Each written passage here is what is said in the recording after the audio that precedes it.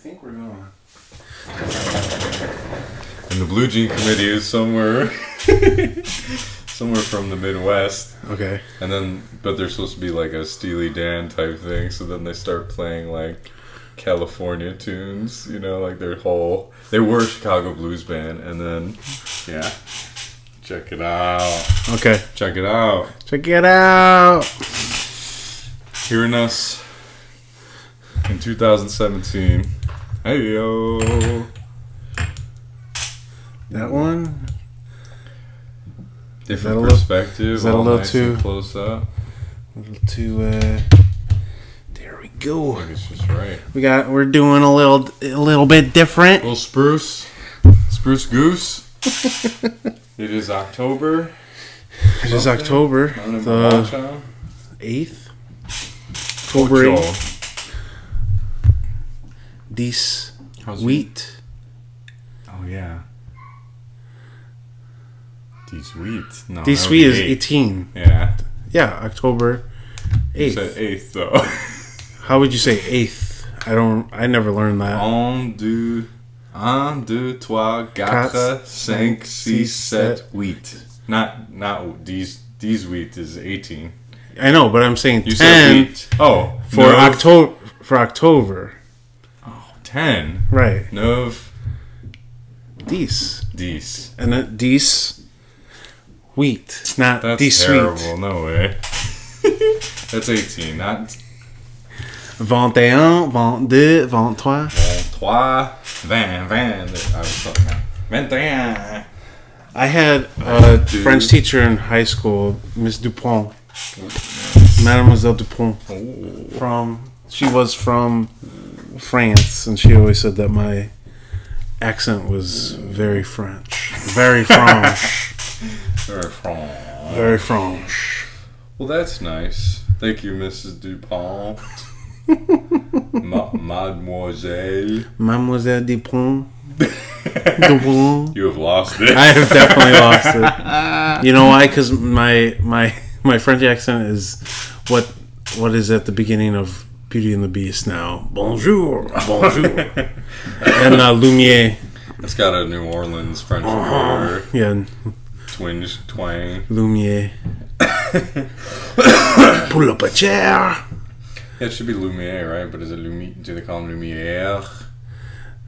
I don't know, because Cogsworth is British. So does he have a British, like, does he say it French? He's French, for sure. And the dust thing, feather duster, that he's always trying to get at. But Cogsworth and Mrs. Potts are definitely British, and then Chip is American. Chip is American. She immigrated. Yeah. And then what? That's it. Oh, and there's then, a rug. And then Belle is dog. American, and so is her dad. But she has a French name. Right. And then Gaston is American. Jerk. Crazy old Maurice. Gaston. Crazy old Maurice.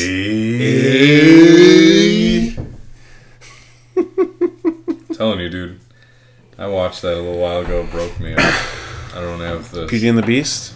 I don't have the heart to watch kids movies anymore. My dad just gave us this morning the DVD, the Lion King DVD. Oh man! Like special edition or whatever, because it's an anniversary or something. Oh, is it? I don't know. No, it can't be. 25? 92? Was it 90? I thought it was 95. Again, this is what I did last time. You're right, you did. You looked at it. I was shocked that there was no date on it. Because... But we talked about, I feel like it was 93 or maybe something. It's 90. It was 94. Okay. Because it was Little Mermaid was in the 89. Beauty and the Beast was 91. Aladdin was 92. And then Lion King was 94. Nothing 93? I don't think so. I think 93 was nothing. And then it was like Pocahontas, Hercules, Never. Hunchback, Mulan, Damn, so Tarzan. I dropped off after Pocahontas then. Yeah. Damn. That came out the same year as this, Jurassic Park. Because I saw both of them at the drive-thru back-to-back. Or drive-in. Pocahontas and Jurassic Park? Yeah. That's a weird combo. Yeah, Pocahontas was first, and then the second feature was Jurassic Park. I remember sitting on the top of the car and with a blanket, fucking chilling. The drive-in for you kids. We used to have things called automobiles. You'd walk inside them without moving your legs.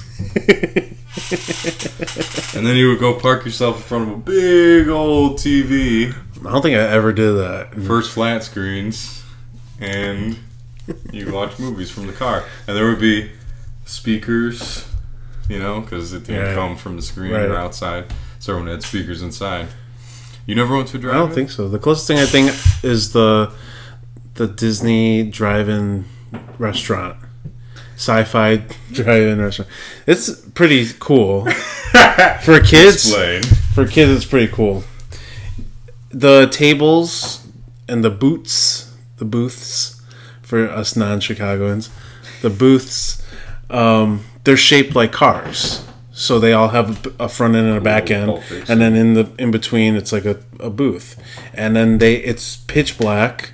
It looks like you're outside it, like an old 50s drive-in, like Grease. Think of that scene in Grease, right? And then they have a screen, and they're playing like old sci-fi trailers and stuff like that while you eat your food. It's pretty cool. Yeah, cool. Like I think we went with my parents like the first time they took me. Like me and Kelly went, and I liked it. I took Melissa. We didn't care for the food, but the ambiance is cool. I like the food. I don't think Melissa cared for it as much. So what is it? Just regular? I had a Caesar salad tomato soup thing, where it was like tomato soup, but then like a right turn. Right, but they just put like this mound of Caesar salad in between. I liked it. I thought it was really cool. Interesting. Yeah, it was interesting. It tasted decent, but I think there was other stuff that, like the main course stuff, was like, it's okay. It's just like standard food. But what area is this in? Hollywood Studios. Oh, okay. They haven't torn it down. It's like the last thing in that area. It's near Star Tours and the Muppets and stuff like that. So yeah, I know that's a park you didn't go to very often. Ventured maybe once, right? Maybe that's where once. The Honey I Shrunk the Kids, right, okay. So like there once. I've got pictures playground thing. Yeah, of me with Ninja Turtles ice cream, I think. It's all over my face. There's pictures of me like they always had those cutout things where you could stick your heads in. It's like you could be one of the Ninja Turtles, and like they're tied up a foot soldier. What were they called? The foot. They were called the foot. The foot, yeah. Yeah, so like, he would be a foot soldier, I guess. That's funny. So like he's tied up, and I think there's like a picture of me going like yeah or something like that. Why is that the only reason? Why were they called the foot? I don't know. That was so long ago. Like, Ninja Turtles. Like the Ninja Turtles didn't have any like 3-fingered, Saruman sign or anything. Right. So besides the fact that they were his name was Shredder. Okay, Shredder. And his minions were the foot. Not feet, but the foot. But they were many. Nice. That was nice. Well said. End scene. I don't have my cup, man. Oh, yeah. It's too late in the day. True. I have my world's best teacher mug that I got. Who'd you steal that from? Probably the teacher I was subbing for. They let you sub for the world's best teacher? Jesus. So did you actually go to the Comedy Store? Or did you Dude, I was in there. Yeah? I was in it, yeah. So we got up there Tuesday. Were you able to go to the main room? It was the main room, with Rogen and all them? Yeah, so it was Rogen, Russell Peters, Brian Callen, Brendan Schaub, Jamie Mapeluso, Jackie Fabulous, George Perez. Holy shit, look at that. Brain working at full. So George Perez I never saw before. He was a very Mexican dude, very Mexican type humor in LA. And then the Jamie Mapeluso girl, you ever heard of her? No. Me neither. She was hilarious. Jackie Fabulous, not so much. You gotta get used to that non-wide screen. I don't like it. It's like 1995 again. Like, we had to get used to widescreen when that first happened. Widescreen was a new invention. They just didn't want to put that on videos. They just didn't want to put it in this form before that. They didn't want the black. I guess. That would be it, right? They just decided to sacrifice the integrity of it. Yeah. When they put it on VHS. Right. Okay. So, dude, Rogan, it was so weird. So we were sitting on the side, so we were looking at Rogan, like, from his what is this? Peripheral? But that's not what I'm looking for. Profile?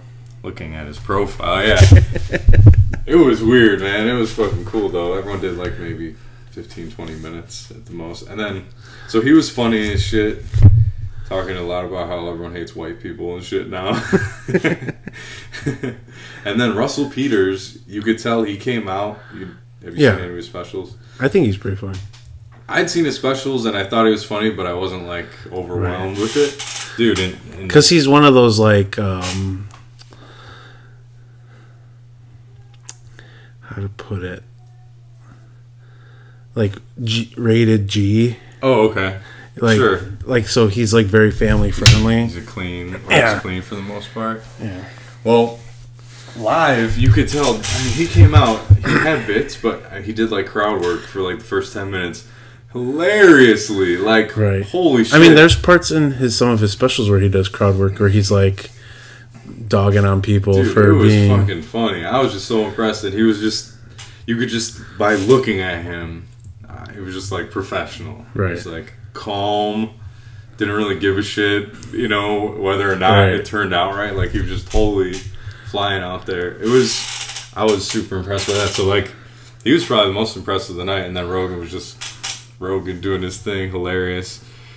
Brian Callen, you know who that is? He's like the guy from The Hangover. He does like all the, like, marries them and stuff. He always sounds like a Greek dude or like a gypsy. So he's like, oh, okay.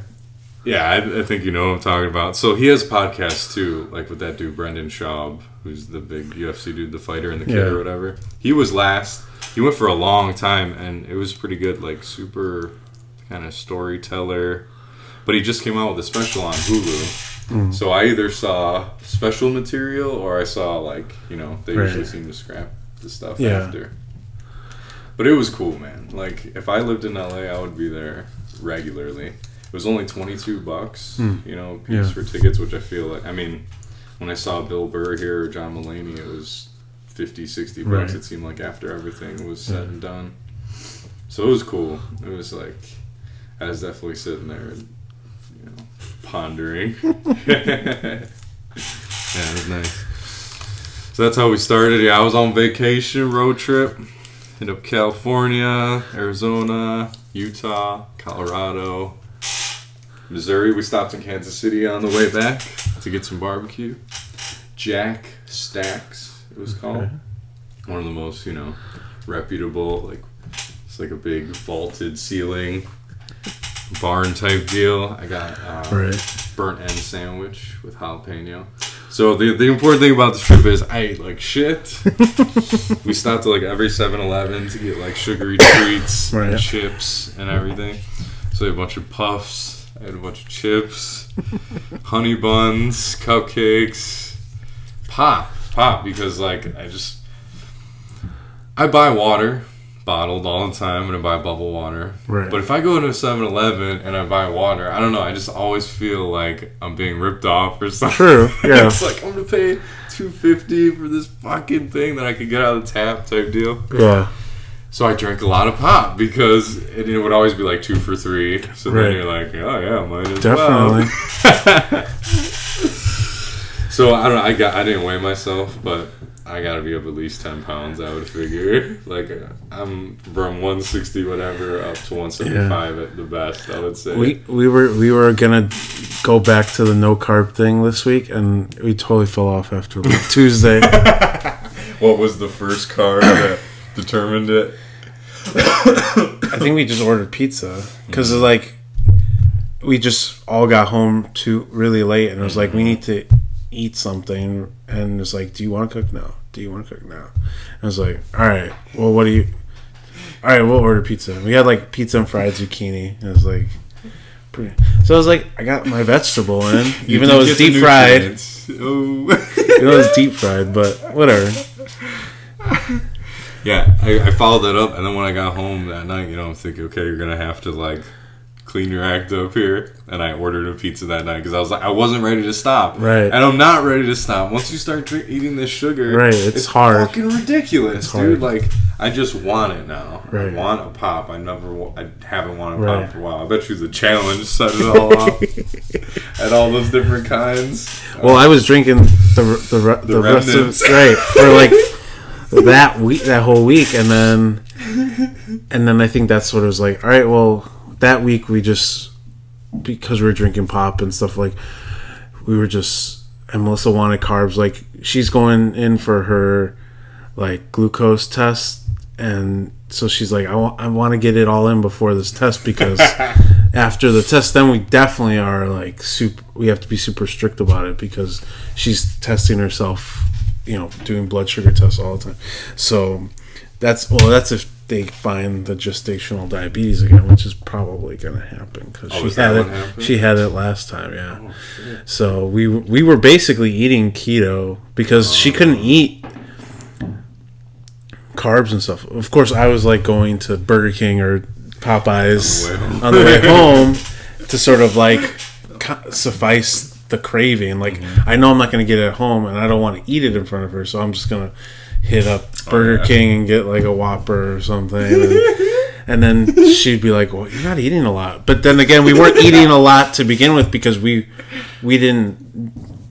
I think now it's going to be different because we have a much better handle on it, like because we were doing keto. But before it was just like, how are we going to replace these carbs? It was like trying to find carbs she could eat instead of just eliminating it completely. It was like, what could she eat? I don't even remember, but we would try like, this kind of rice, like pre-cooked rice or something like that, it's supposed to be, it doesn't affect your insulin as much. So we would try it, and then she would test it and be like, no, that didn't work, and then this or that, so it's like, just, I don't know, it was just, but it wasn't like, we weren't coming at it from a keto sense. We were coming at it from like a diabetic sense, where they're not telling you get rid of carbs. They're telling you like just limit the carbs. Right. But for her, it was like she had a little bit of this or a little bit of that, and it would spike it crazy. So it was like by the end of it, we were like, well, just don't eat it, I guess, because.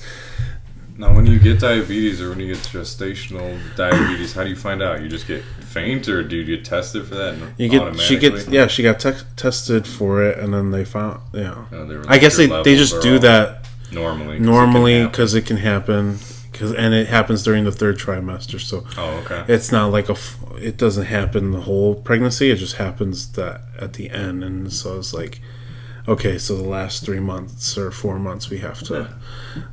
Like, you're totally way better. Yeah, we know how to do it better, and we can do it where we don't have to like try to substitute things for those missing carbs. What can I do instead of this roll? Is that what you're thinking before? Basically, kind of like bread and stuff. Right. Like, well, what are we gonna do? Right. I bought bread at the store the other day and I don't now. I don't anymore. Like. I did because I bought hot dogs, and I haven't had those in a while. And, like, I'll put those in eggs, like scrambled eggs and shit. But I wanted a hot dog, normal, with a bun and shit. But I bought, like, Polish rye bread because I figured I could, like, work that into some other things. Yeah. Because having 8 buns or 10 buns. Yeah. I feel bad about that too. And then you don't usually have enough hot dogs for the buns or vice versa. And I feel like that's like, now that I'm thinking about it, it's like really low quality bread. Like the only buns I like are the potato buns. Those fucking things. Oh really? I like the most white bread. But that's what they are. Yeah, they're like super, like soft and like just like when Wonder Bread used to make. When they used to exist and they made buns. Do they not anymore? No, you can't. Wonder Bread went out of business. What? Because Hostess went out of business. But but nobody I think wanted the Wonder Bread recipe. Because Bimbo, the Mexican thing, they bought the Hostess recipes. So that's why you still have Twinkies and all that stuff. Because I think they're the ones who are like making them and distributing them. Because they bought the recipes. Because Hostess went completely under. Holy shit. Yeah. Well, yeah, I remember when the Twinkies and stuff, those people went under. It's the same. It's the same thing. Yeah, it was Wonder Bread is the bread factory and all that. Yeah. Because they were only talking about the Twinkies or the people making like that end of it. Right. I think because most people don't care about, like, I guess, you know, bread is bread. So I don't think people were like, oh my God, my Wonder Bread is gone. Like, I think they didn't really care. Well, they caught the bad rap too. They were Wonder Bread. Like, that's like the make fun of you bread. Right. They almost became, isn't that the goal? Like when your name becomes the generic or whatever, like Band-Aid, you know, like we call it that Kleenex. for a reason. Yeah. But they just they got it, but in the wrong way or something. Like everyone used that as a reference for someone with no. What do you call a thermos that isn't a thermos? Yeah. Right. That's weird. That's weird. Because, like, we know what to call Kleenex if it's not. Yeah, tissue. Paper? Oh. Tissue. Facial tissue. Facial tissue. I knew there was some sort of, like, I was going to say nose tissue. Yeah, it's called facial tissue. Facial tissue. A Band-Aid is a adhesive bandage. Yeah. And then a thermos is a thermos. Thermal liquid. Thermal insulated container. Yeah, mug. What do you call that? Yeah. Like, that's, yeah, seriously, like, no one, this thing, whatever this is, that keeps in heat and cold. Because so many people make things like that now, like, you know, insulated, like just to keep your, you know, coffee warm for 12 hours or whatever it is. That's amazing. Like those Yeti cups and things like that. Like they, coolers and koozies. Yeah, the Yeti shit's good. It's expensive, but it works. Yeah. Well, I went pants shopping yesterday. 42 from, I forgot, 48. 48. Holy shit. Yeah. Nice. Yeah.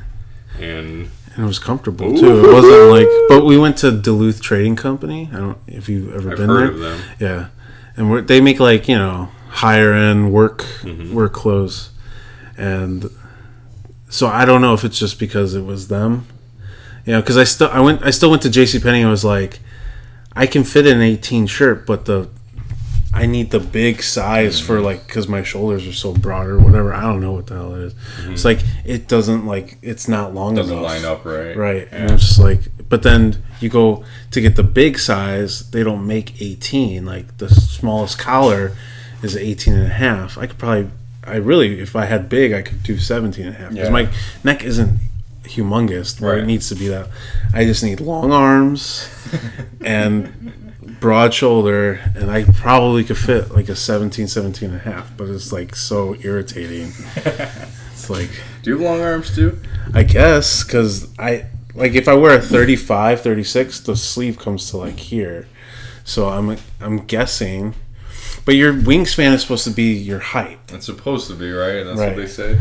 Well, I have really long arms too. I seem to be kind of top heavy. Like my torso is like, you know what I mean? Right. It's almost as long as my fucking legs. Almost. It seems like I've got big, long fucking stretchers, but I never noticed on you. I remember in college in conducting class, and the teacher was like, you know, somebody like Hans who has a lot of torso. And I didn't know if he meant like just because I was a massive person, or if he meant like who knows what he meant by. I bet you got the same problem as me. Right. I used to read the dude named Greg. Man, he had tiny little ass legs, but he's like 6'3", and oh my god. Yeah, Greg, I'm talking about you. And his stomach would come out like this, and his ass like this. Because I think they were talking about like where can you put your other hand when you're not using it, because you know you use the other one to like, you know, call somebody in, right, or like, you know, if you really want to show emotion you use two hands, but what do you do with the other arm? Does it just lay like that? And he was like, well, for some people you can like kind of just put it up here, and he's like, yeah, for somebody who has a lot of torso like Hans, that's actually a really good thing to do. And so like I noticed a bunch of the other like chubby guys were like, oh yeah, this is good. I have a nice rest here. Yeah. I have a nice hand rest right there. I'm like, I will never do that. So there are classes where they straight up. Oh, you can get a degree in it. Like those people who are conducting Chicago Symphony and stuff like that, they have like master's PhDs in that shit. Like Gustavo Dudamel or whatever his name is, the guy who's like the hot young conductor right now. He conducts like the Los Angeles Symphony, but he like goes on tours and like will conduct anybody. He's like a celebrity conductor, you know. He's hot. He's conducted right, so much. Like George Schulte was, you know, and those other guys who do that. Like they have like PhDs and stuff like that in conducting. And they would grade you on how well you were. Yeah. But it's a lot. I think most of it is just score study. You know, you study the score, and then like it's your job to interpret the written music as sound. So it's like, okay, the markings in the score, it might say moderato, and it might say, you know, piano or something like that, and you're supposed to somehow interpret it. And if you're good at interpreting it and good at getting the most out of the group, then you're good. But what I never understood is like when you conduct the Chicago Symphony Orchestra, these people are amazing musicians. Perfect. Right? Yeah. Like they don't. But then it's like, well, now you're not worried about, like when we were in high school, it's the director is worried about notes and rhythms. Yeah. Okay, you're beyond that. You're beyond notes and rhythms. You're now about emotion and projecting certain things to the audience. That's your job now. So I guess I get it, but do you really need to go to college for 12 years? To babysit master musicians. To be like, excuse me right here. Yes, you are going to play what you were going to play. Yep, you are. Yep, still playing. I mean, and when you look at them, they're not doing, giving you the beat anymore. Oh, no. They're not doing that kind of stuff. They're like, they might be showing you where the downbeat of a measure is, just naturally, right? But they're more conveying emotion more than anything else, and it's like, No, I could see that. I could see like but you have to be really good at your craft, though, right? You have to know. You have to be really good at whatever, not necessarily the mechanics of conducting, but knowing what you need to pull out of this orchestra to make the best. Right. Yeah, no, that makes sense actually, because you always see them like more, right? Be like too much. Yeah, because those. Yeah, and it's also, I think they're the visual. So if there's somebody who isn't in tune or inclined to know what is going on musically, they have a visual that tells, this is a really dramatic moment because the conductor's going apeshit. Sure, yeah, right. Yeah. Because there are people like that. There are people that are so oblivious to things that are happening musically, like as far as conveying emotion or telling a story or something like that. There are so many people out there that are completely oblivious, and they need more than just auditorial, sensory, things to produce. They need something visual to. Yeah, they need that cue. Right. That guy's going crazier than he was going. Yeah, that makes sense. Right. Totally makes sense. Oh, he's really calm now. And the music is now calm. Okay, I get it. All calm, right? It makes sense now. Yeah. That makes sense. Really easy job, huh? How much do they get paid a conductor at the Chicago Symphony Orchestra? Probably a lot. A lot, right? Because I think my dad said like the first violin makes like at least $1 million, and they're not even working the whole year. They have a season. Like a hockey player or a baseball player, which is like 6 months, and then some of those guys, they work at Ravinia for the summer, so they're making even more money on top of that. Yeah, or they're teaching at they're the violin teacher at DePaul or Roosevelt or something like that. So they're definitely making bank. So I could only imagine, what a conductor's making. And if you're like a big name conductor and your whole job is you're just going from orchestra to orchestra, right. You're probably making every stop, at least $200,000 or $300,000. Jesus. Yeah.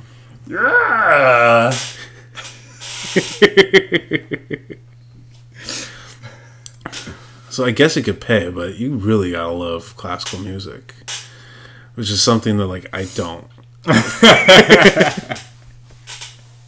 No, I mean I listen to it, and there are some stuff. There's some things that I really like, but on the whole, no, I'm not a huge fan. I remember being in college and talking with the other guitar student, because there's only like 2 or 3 of us. Yeah. And it's like really rare at a music school to be a guitar major. You're always something else. And we're outside the office of the choral director, and he comes out and he's like, I just don't understand how come the guitar students never really talk about classical music and discuss that kind of stuff. They're always talking about popular music, rock music, that kind of stuff. And it's like, well, that's what our instrument is made for. Like, nobody wants to play classical guitar. I mean, there are those few people who do. Right, yeah. And identify them by their fingernails. But nobody wants to do it. Like everybody who picks up a guitar, I think at some point wants to be Jimi Hendrix or something. Like, if you put down the nylon that one time, right, and you pick up one of the other ones, right? Like, whoa! I mean, learning classical guitar made me such a better guitarist, and so I value that. Yeah, they're like the best guitarists. Right. They're the best because they have the best technique, and they just know the guitar so much better than bar chords. Everybody else, because when you have to play your own accompaniment, you're like... Yeah, you got those moving bass lines. You're also they're doing everything. You're doing everything. Yeah. You are the orchestra. It's... Yeah, you tend to learn the instrument a lot better, but at the same time, it's like I took the techniques, but I never wanted to play that music because a lot of it is just boring. You could playing recitals or playing songs for people, and you could tell people are just like trying not to fall asleep because it's like everything's soothing, everything sounds like a lullaby. That kind of stuff, even if it's like super intense and stuff, and it's just like, oh, you're playing classical guitar, so I might fall asleep. I can't believe your teacher said that seriously, though. But and then we're like, well, it's the instrument of popular music, and he's like, yeah, I guess you're right. And I'm like, that's why you play guitar, right? You don't play guitar because he does. It's like you don't play guitar to play Bach, you play guitar to play Jim Croce. Right. And sing along. And he's like, yeah, I guess you're right. And he's like, duh. Fucking moron, this guy. He's actually, he was one of my favorite teachers there, too. Yeah, that makes sense. That was the guy that would call me Hans. Hans, oh, because I had an S, and he was so particular about pronunciation, you know? When you spend your life, like, that's the thing, you spend your life as a choir teacher, like, that's your life, like, syllables and consonants and how things sound and all this stuff. Like, if you were a choral major, you had to take a special class just for that stuff, to, like, learn how to figure out what's a schwa vowel and what's a diphthong and all this bull crap. And it's like, I don't think I want to do that. Which because most of the guitarists were kind of forced into like a choral thing. Yeah. And I'm like, no, I'm gonna do instrumental because I'm not about that life at all. Yeah, I never ended up in the choir. My mom always, I think, tried to get me to do it. I didn't do it until college. Like, I had no desire. Like, yeah, I like to sing, but like, I had no desire to stand up there and sing. It's fun, but also in college, I was a much more knowledgeable musician at that point.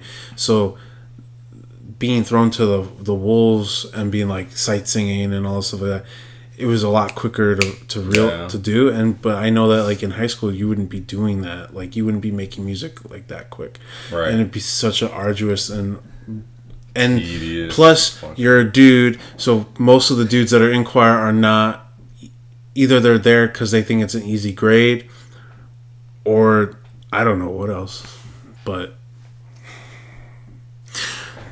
other things, but I don't know. So it's like annoying to be with people. There's, you know, you're with people who are super enthusiastic, and then people who are just like mouthing words or not even singing, you know. Yeah, and both are annoying. Exactly. Even in college, there would be guys who are like trumpet players, and they'd just be like, "Oh wow!" I'm like, dude, there's some value in doing this. Yeah, use your fucking voice. Like, we're not in 5th grade anymore. But also, that guy also did not have a very good singing voice when he did sing. Sounded fucking terrible. So. He was there for the diphthongs, if you know what I'm saying.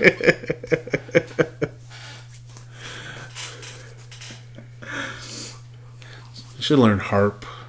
I think those people make a lot of money. Do they? Because there's so few of them, and you need them in a lot of classical music. So, do you have the Tuna Harp? Yeah. Fuck that. And I think it's like an Allen wrench kind of. Oh my god. Kind of thing. Like, Jesus. you're taking a wrench to each one, and there aren't like machines. Oh my god. You are the machine. It's out. Or like a piano. Like when you tune a piano, the guy just has like the wrench, and he's right. I think it's a very similar. Will it stay in tune like a piano? Well, how long? Well, if it's not like out in the elements or anything, like, I'm sure the professionals have like really snazzy cases. Yeah, probably stays good for a while, right? Yeah. That would be ridiculous. At least when you get to the concert hall and you're there for like a couple weeks, you don't have to tune it for a couple weeks. Just leave it there. Like, all right, I'm coming here. I'm going to tune it. It's not moving. I won't touch it. Don't even look at it. No, I forgot what I was going to say. I don't know how much a harp would cost. Oh yeah, I was going to ask how much it weighs. Oh, weighs? I don't know. Some of them are. It's a big slab of wood or whatever the hell it is. Yeah. You can make a fiberglass. But it would probably sound like shit. Yeah. It would sound terrible. Like the fiberglass sousaphones and stuff. Ooh. What are those clear guitars made out of? There's like lights in them. I think they're made out of. They're not. It's not fiberglass, but it's like just plastic composite something. Yeah. Yeah, those are... Like the one Kirk Hammett had, and it's like filled with like lava lamp kind of stuff. But he was like, I remember watching some DVD I used to have, and that was the first time they unveiled it. And so they kind of like interviewing him, and he's like, yeah, I wanted to fill it with my own urine, but I didn't know how we could keep the urine fresh or anything like that. If it would start molding or something. I was like, just stop. How Kirk Hammett of him is that? Like, doesn't make any sense. It's not even cool. Like, he's trying to be cool. Right. Missing the mark completely. That's the thing. Like, Kirk Hammett is not cool. But he's been trying. That's his thing. That's also, like, Steve Vai is not cool. Yeah. He's, like, an amazing guitar player, but he is not cool in the sense of, like, rock and roll. But he's a virtuoso. Kirk Hammett is a Metallica. Who could barely take lessons from Joe Satriani for, like, 3 weeks or something. And then Joe was like, get the hell out of here. Yeah, what's that story? Wait. I forgot this shit. I used to know it, right? Kirk Hammett went to do it. Did Satriani go with Vi? Was there like a samurai? Satriani was Vi's teacher. What? Yeah. What? Yeah. Really? Yeah. And then it got to the point where like the student knew more than the master kind of thing. Yeah, that's surprising. Yeah. I always picture Vi before him or being like a... No, I think, it was Satriani was first, and Vi went with Satriani. Oh, but didn't Satriani went with like Michael Schenker. One of them went with Michael Schenker, and that's where I think Satriani was with Schenker. Okay. And then Hammett didn't get to go with Schenker too. Like, I thought there was... Oh yeah, I think he did. Maybe he got the wrong Schenker. Maybe he got Rudy. He got Rudy. So in disc golf, there's a hyzer, and that's one way the disc flies, and there's an Anheuser, and that's the other way it flies. Anheuser-Busch? Pretty much. So I threw one, or someone threw it, I was like, oh, you shanked that one. That's a Schenker. That was a Rudy Schenker. This is a Michael Schenker. Yeah, I was just talking about that. I think Kirk Hammett like kind of went around all of them, really. All those names and just trying to pick up things. Soak up whatever he could. Yeah, but he's not good. Like, he's decent, but James is so much better of a guitar player, which is so crazy to think that the guy that plays mostly rhythm guitar is better than the guy that's supposedly the best guitar player in Metallica. He can't keep up. There's things like when I've seen clips from documentaries and things like that where like James is coming up with a riff and Kirk can't keep up with what he's doing, and it's just because James is on another plane when it comes to rhythm guitar. Like his right hand does things that most people can't do. So it's not even that. Sometimes it's just like the riff. Really? Like he can't keep up with whatever little lick he's doing. It's like, what? Come on, Kirk. James Hetfield, kind of cool. Kind of. Yeah, kind of. You know, cooler than Kirk Hammett. Right.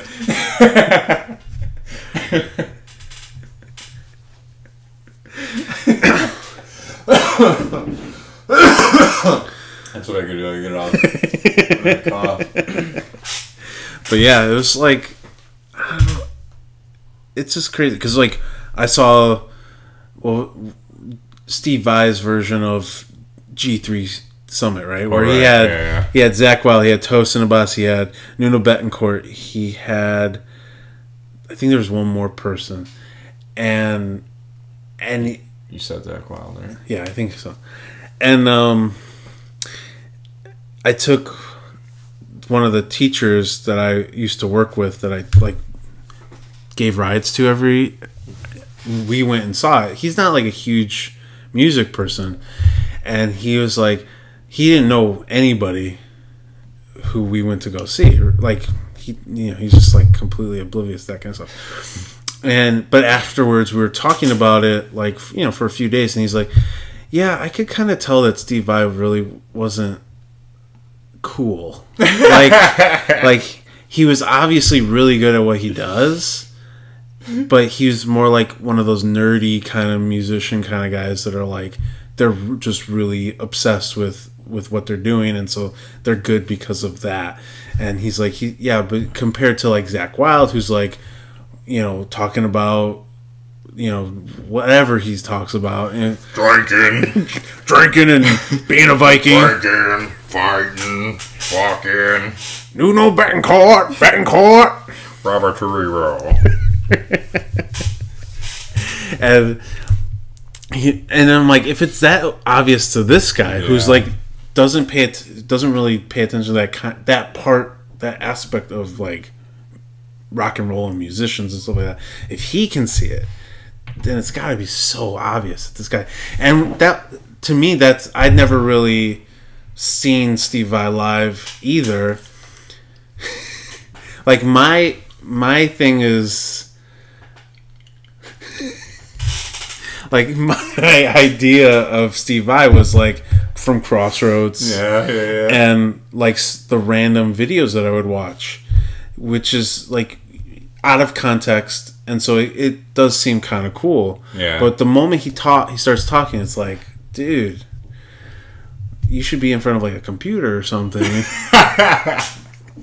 Yeah, there's always the nerd, and that's where the progressive and virtuoso comes in, right? It's like, if you aren't cool, you can get really fucking good, so good that people go, even though you're not cool, I will watch you play guitar because it's fucking crazy. Right. And then someone like Zakk Wylde can be not as fucking good at all, but all he has to do is put that fucking Les Paul up here, baby, and start fucking chromatically hitting whatever the fuck it happens to be. But he's got that vest on. He's got those arm guards just in case the crowd. He's all looks and not substance. Wow. He's a rock. He's fucking played with Ozzy. He got the job after the first real rock and roll man died. You know. It's a different. But Randy Rhoads was also like, I would say Randy Rhoads was more of like a nerd, but mixture of both though. Yeah. Which, like, so then there's, because Randy Rhoads played classical guitar. And he totally and he ripped off an etude. I remember learning that etude. Oh shit. I remember learning this etude, and the other guitar player with me, who's like a huge metalhead, he's like, dude, that's Randy Rhoads, like Diary of a Madman or something like that. Yeah, and I listened to it, and I'm like, holy shit, he did rip off this Brouwer etude. Holy fucking shit. Dude, Paul taught me Diary of a Madman in lessons. I mean, I obviously didn't. I don't know if it is Diary of a Madman, but I know it was a. I remember him playing me the song, and I'm like, oh yeah, that is. But I'm assuming it's Diary of a Madman, but because it is kind of like. But that was very classical. Like, that was his thing. That's why Paul told me Jackson has a slightly wider string. Because he used to play finger style, and you know, you need a little, want a little wider than. Yeah, because a classical guitar neck is super wide compared to other guitars. And when he told me that, I was like, no. And then he played the song for me. I'm like, holy shit, that's the etude we're learning right now. What the fuck? But he was cool too, though. He was with Ozzy. So then there's that other level where you have cool and talent, and that's like the Hendrix. That's like the ones. Stevie Ray Vaughan. Yeah. Usually you need a handkerchief and a cowboy hat, and you need to be really fucking good at guitar.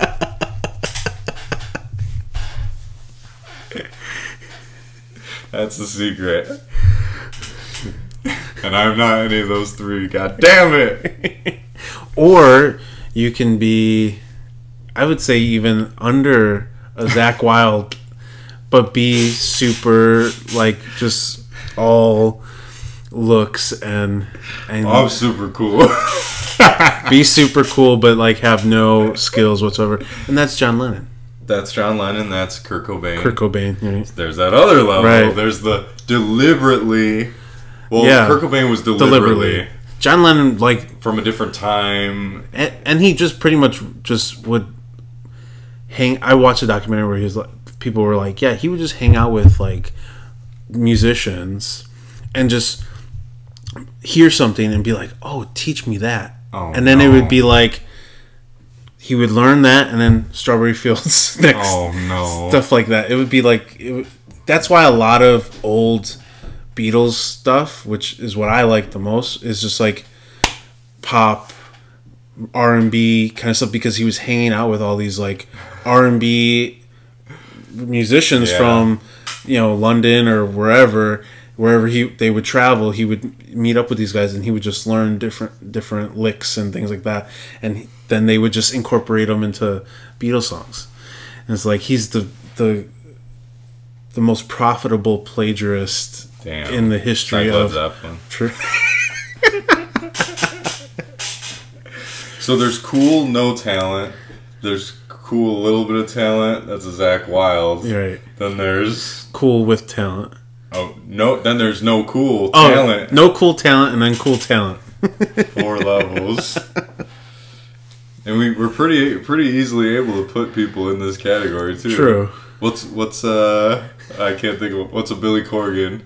I didn't even think about it before I said it. I just threw out a name. Billy Corgan. I've seen old videos of him shredding though. Oh, so he had talent. He had talent, but he deliberately he was like a deliberate no talent. He was of that era. He went on no talent. He did his weird thing, which was cool at the time. Right. He wasn't cool by cool standards, but he was different enough. Right. He was a reaction to whatever, and that's all you need to be. Right. Is not what already is. You need to be the reaction to it. So he's a. I mean, there's some good music. Yeah. But there's good music from Nirvana. There's good music from the Beatles. It's not necessarily because of talent. It's just because you can fashion it together. There's like, what is it? Bullet with Butterfly Wings or whatever. Mm-hmm. That song is not musically like progressive at all. And if you think of the chord progression, it's the same, 1, 5, 6 thing that everybody friggin' does.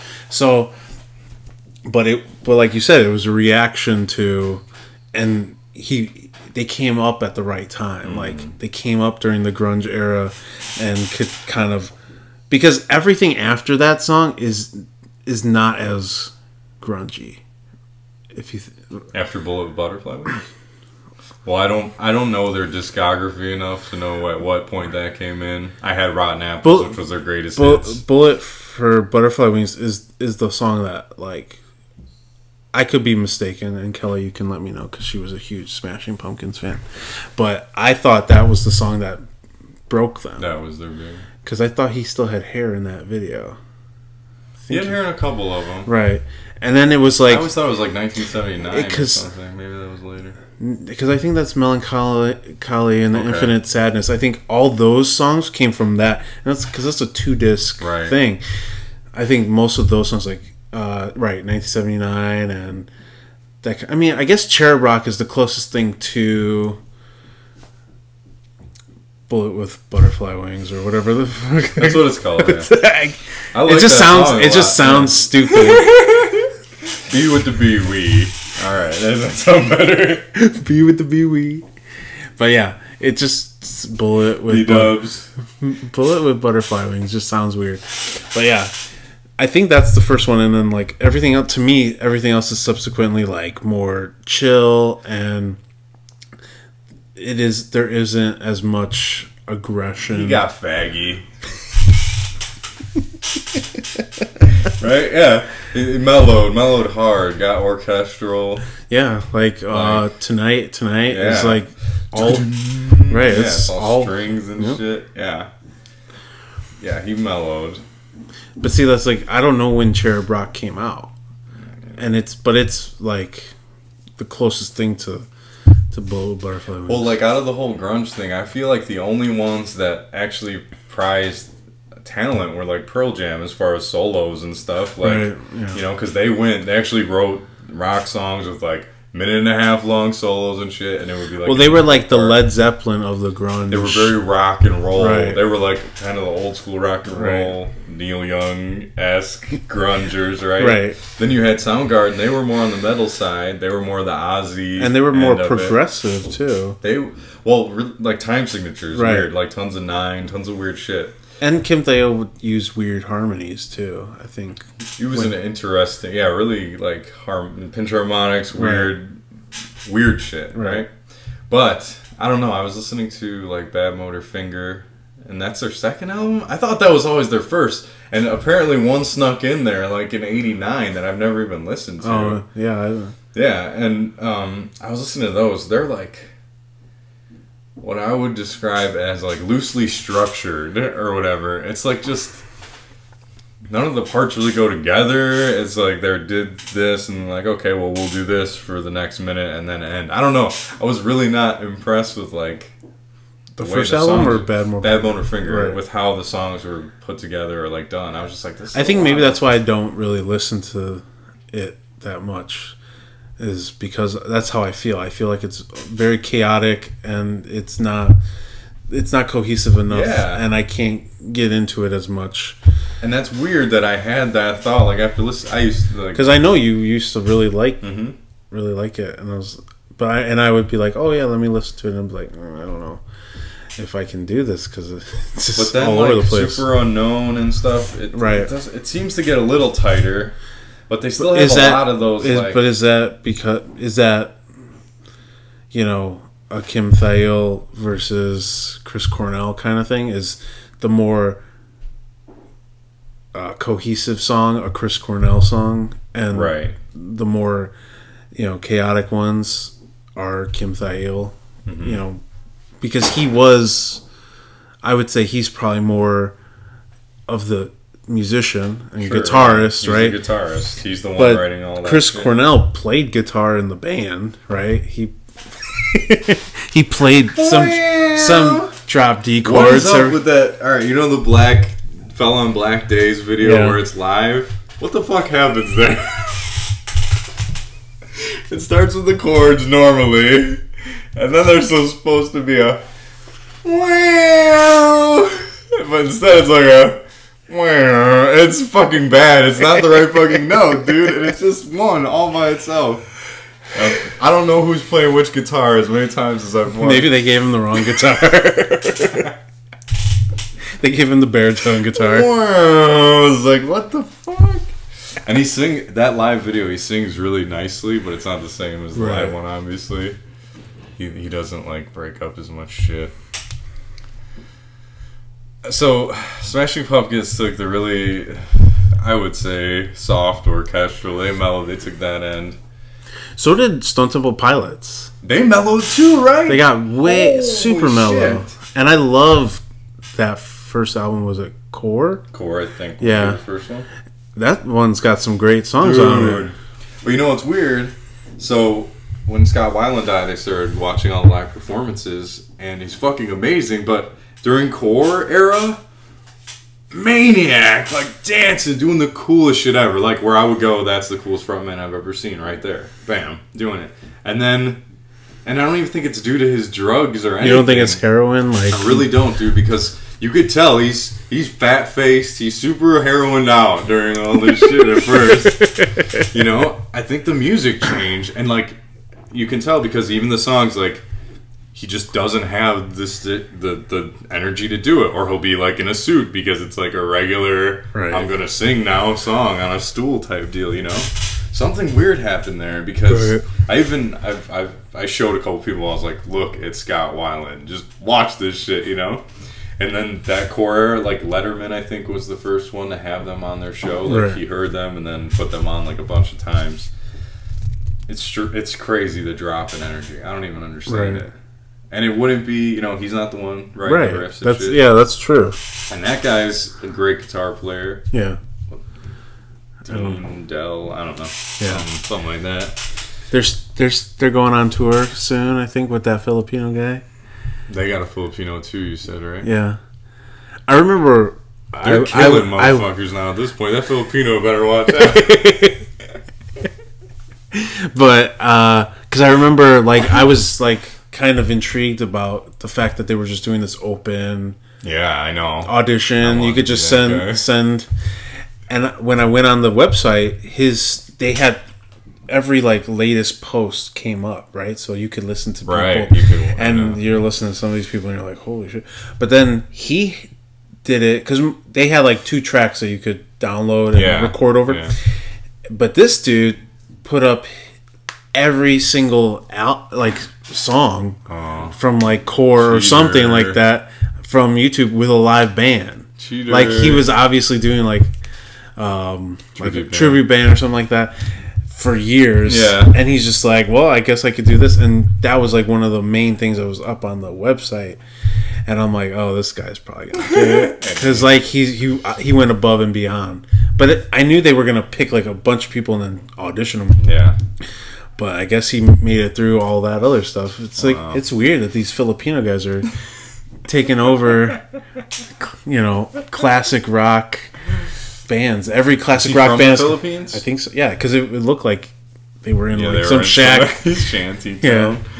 It was like some cardboard box kind of looking thing. Oh man! But yeah, that's weird. That it's like the second you got Journey, and then you got this guy, and then who knows? Nirvana might get back together with a Filipino dude. Yeah, I know. I'm just thinking now, Soundgarden trying to pull off some sort of farce, I don't know if they could do it. I don't think they could. I feel like, okay, Lane had a very unique voice, but the new Alice in Chains works. And especially because, like, past Facelift, Jerry Cantrell sings so much more. Sure, yeah. Post Facelift. He's always like they're harmonizing, right.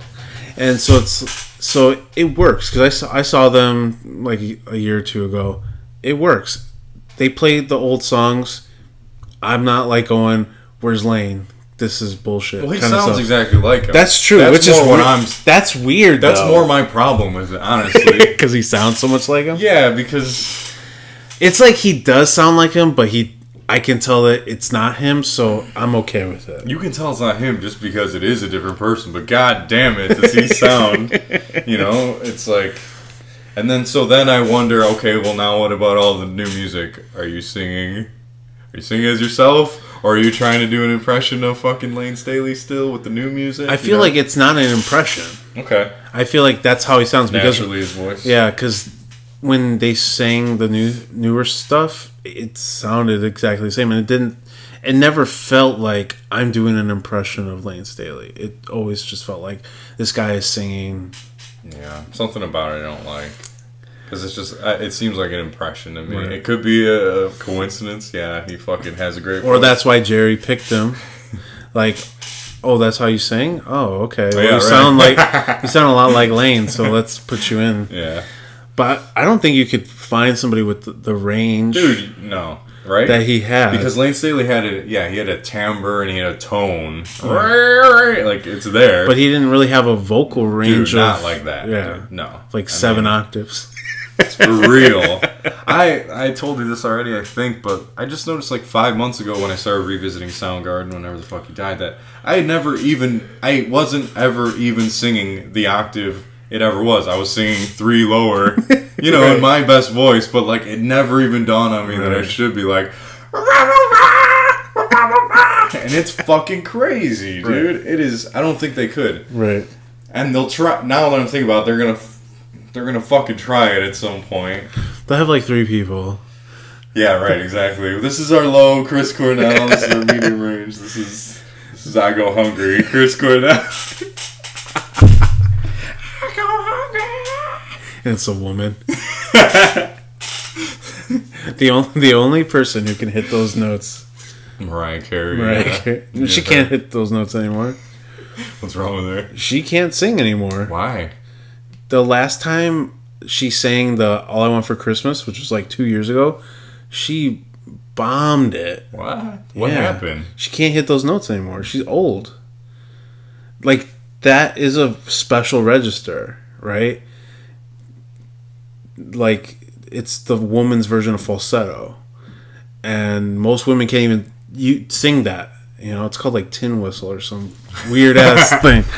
And well, when you think about it does kind of sound like right. So, like, she can't do it. I think she just doesn't sing enough, and she does. Because why does she need to? Ask. Because we know age affects it, but like, do you think she's taking? I think it's not hungry anymore. Right? How often does she sing? Once a year. You know, and she's probably not like doing vocal exercises every day.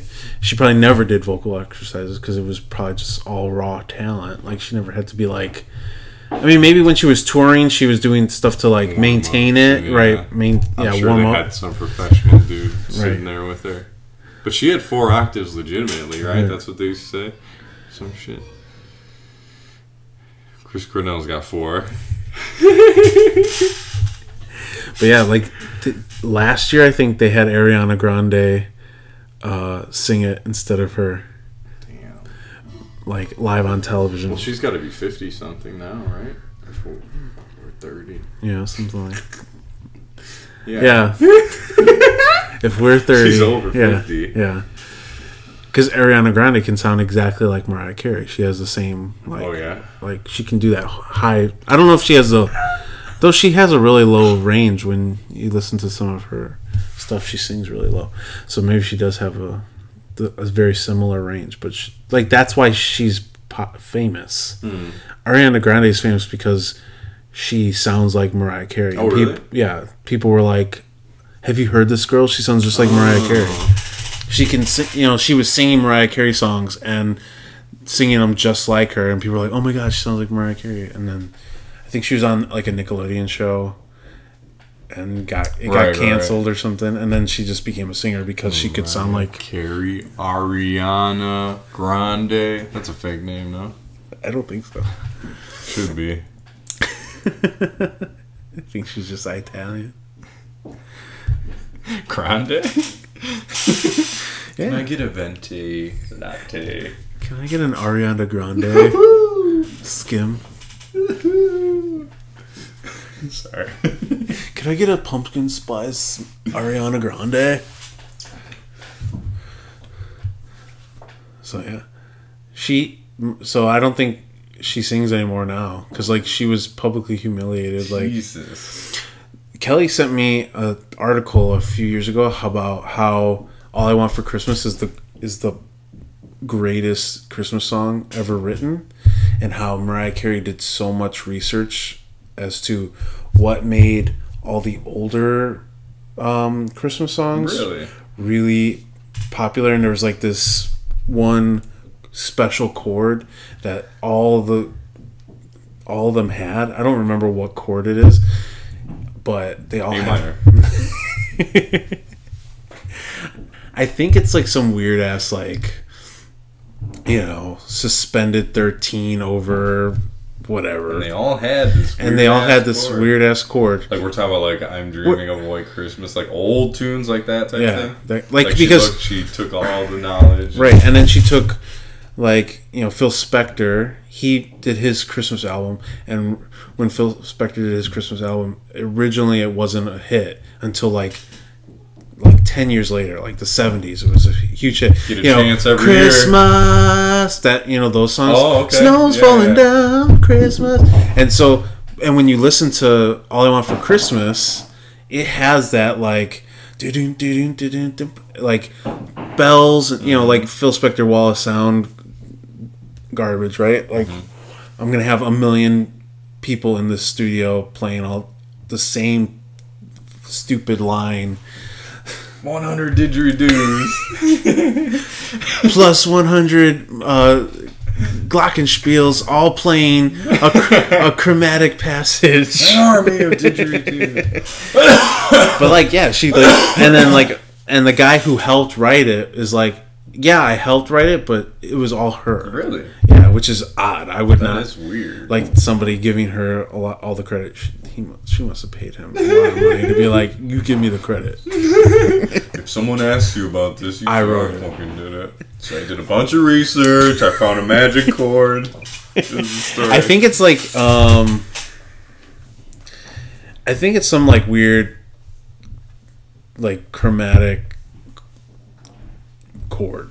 Like when you move from one chord to another, and there's like this weird chromatic thing. That's what the magic they all had. Christmas magic. But I've tried to find that article again and see if I can figure out what the chord was. But I just thought that was so weird that it's like, really, your ultimate goal was to write the greatest Christmas song. I mean, it's an amazing song. It's a pretty good song. Yeah, but that's a very... Because you would just think you tried to write the best song, right? So I think she was marketing and branding. You know, like I said, you get a chance every year, right? It didn't come popular that year. 10 years later, it did that. Right. Not a bad idea. So it's like, I guess, so for us in our ears, it was like we liked the Phil Spector Christmas stuff, right? Because we had grown attuned to it. And so she's like, well, that's really popular, and let's take, you know, theoretical aspects from, you know, Bing Crosby and those songs that are like from when before our parents were born, which are standards, right? And then like Gene Autry Christmas stuff, right? Rudolph the Red-Nosed Reindeer, that kind of, you know, bullshit Christmas stuff. I'm gonna put it all into one and make it this, and then I'll never have to work ever again. And I guess it worked out because she can't even sing that song anymore. Yeah. Jesus. Fuck. I think she tried to sing something else, not necessarily. Oh yeah. Oh, it was something like VH1 had an award show or something, and people were talking about how she like doesn't even move on stage anymore. Like she just like either sat there or just stood there the entire time. Yeah. What is up with her? I don't know. Drugs, Michael Jackson kind of thing. She lost all her talent. She died and they replaced her with someone else. Now we're thinking. Yeah. So if you know what happened to Mariah Carey, let us know. Do you remember when he did that song with Kanye and stuff? I feel like I went to Lollapalooza that year, and somehow that worked its way in. I don't know.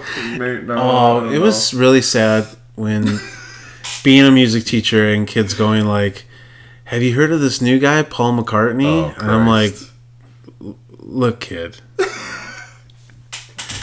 He's before my time, but I at least know who he is. He's like before the advent of fucking Atlantic rock and roll. God damn it.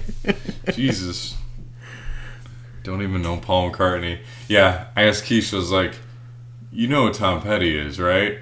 And she was like, oh yeah, I know who he is. I don't, because who the fuck did she not know who, god damn it. She didn't know someone really important. Okay. I don't think she knew Chris Cornell or something when I said his name. Right. And I don't know, Tom Petty is probably more popular than Chris Cornell if you're just going to put out his name. But am I that crazy to think that everyone should know Chris Cornell's name? I think you're crazy. I'm biased. Yeah. The lens with which I filter the world through. Yeah. I feel like that is a, you know, it was such a small,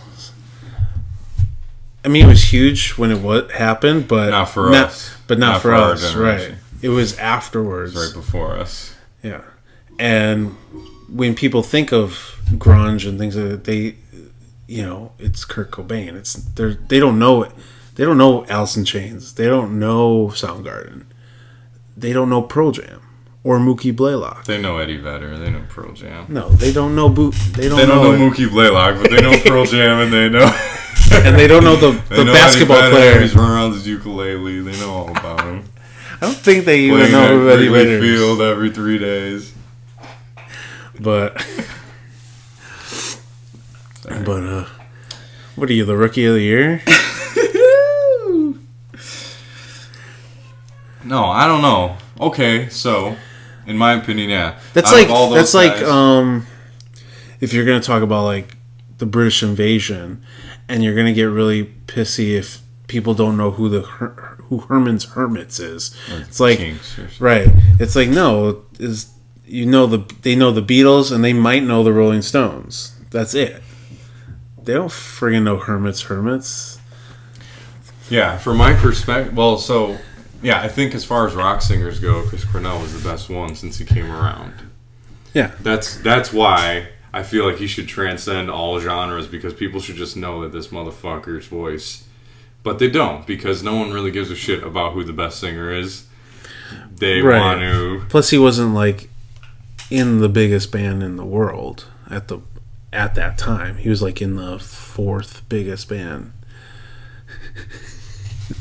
if even that, in his respected genre. Maybe, I don't know. I think because we missed that era, I think you're maybe underestimating the scope. I know that I think they had the first album to come out, didn't they? They were like, yeah, they were. Didn't Bad Motorfinger come out before Nevermind? Yeah, it came up in 91. And then like Alice in Chains was like in singles, like weren't they in the movie? Probably. I think they were in the, or was it Pearl Jam?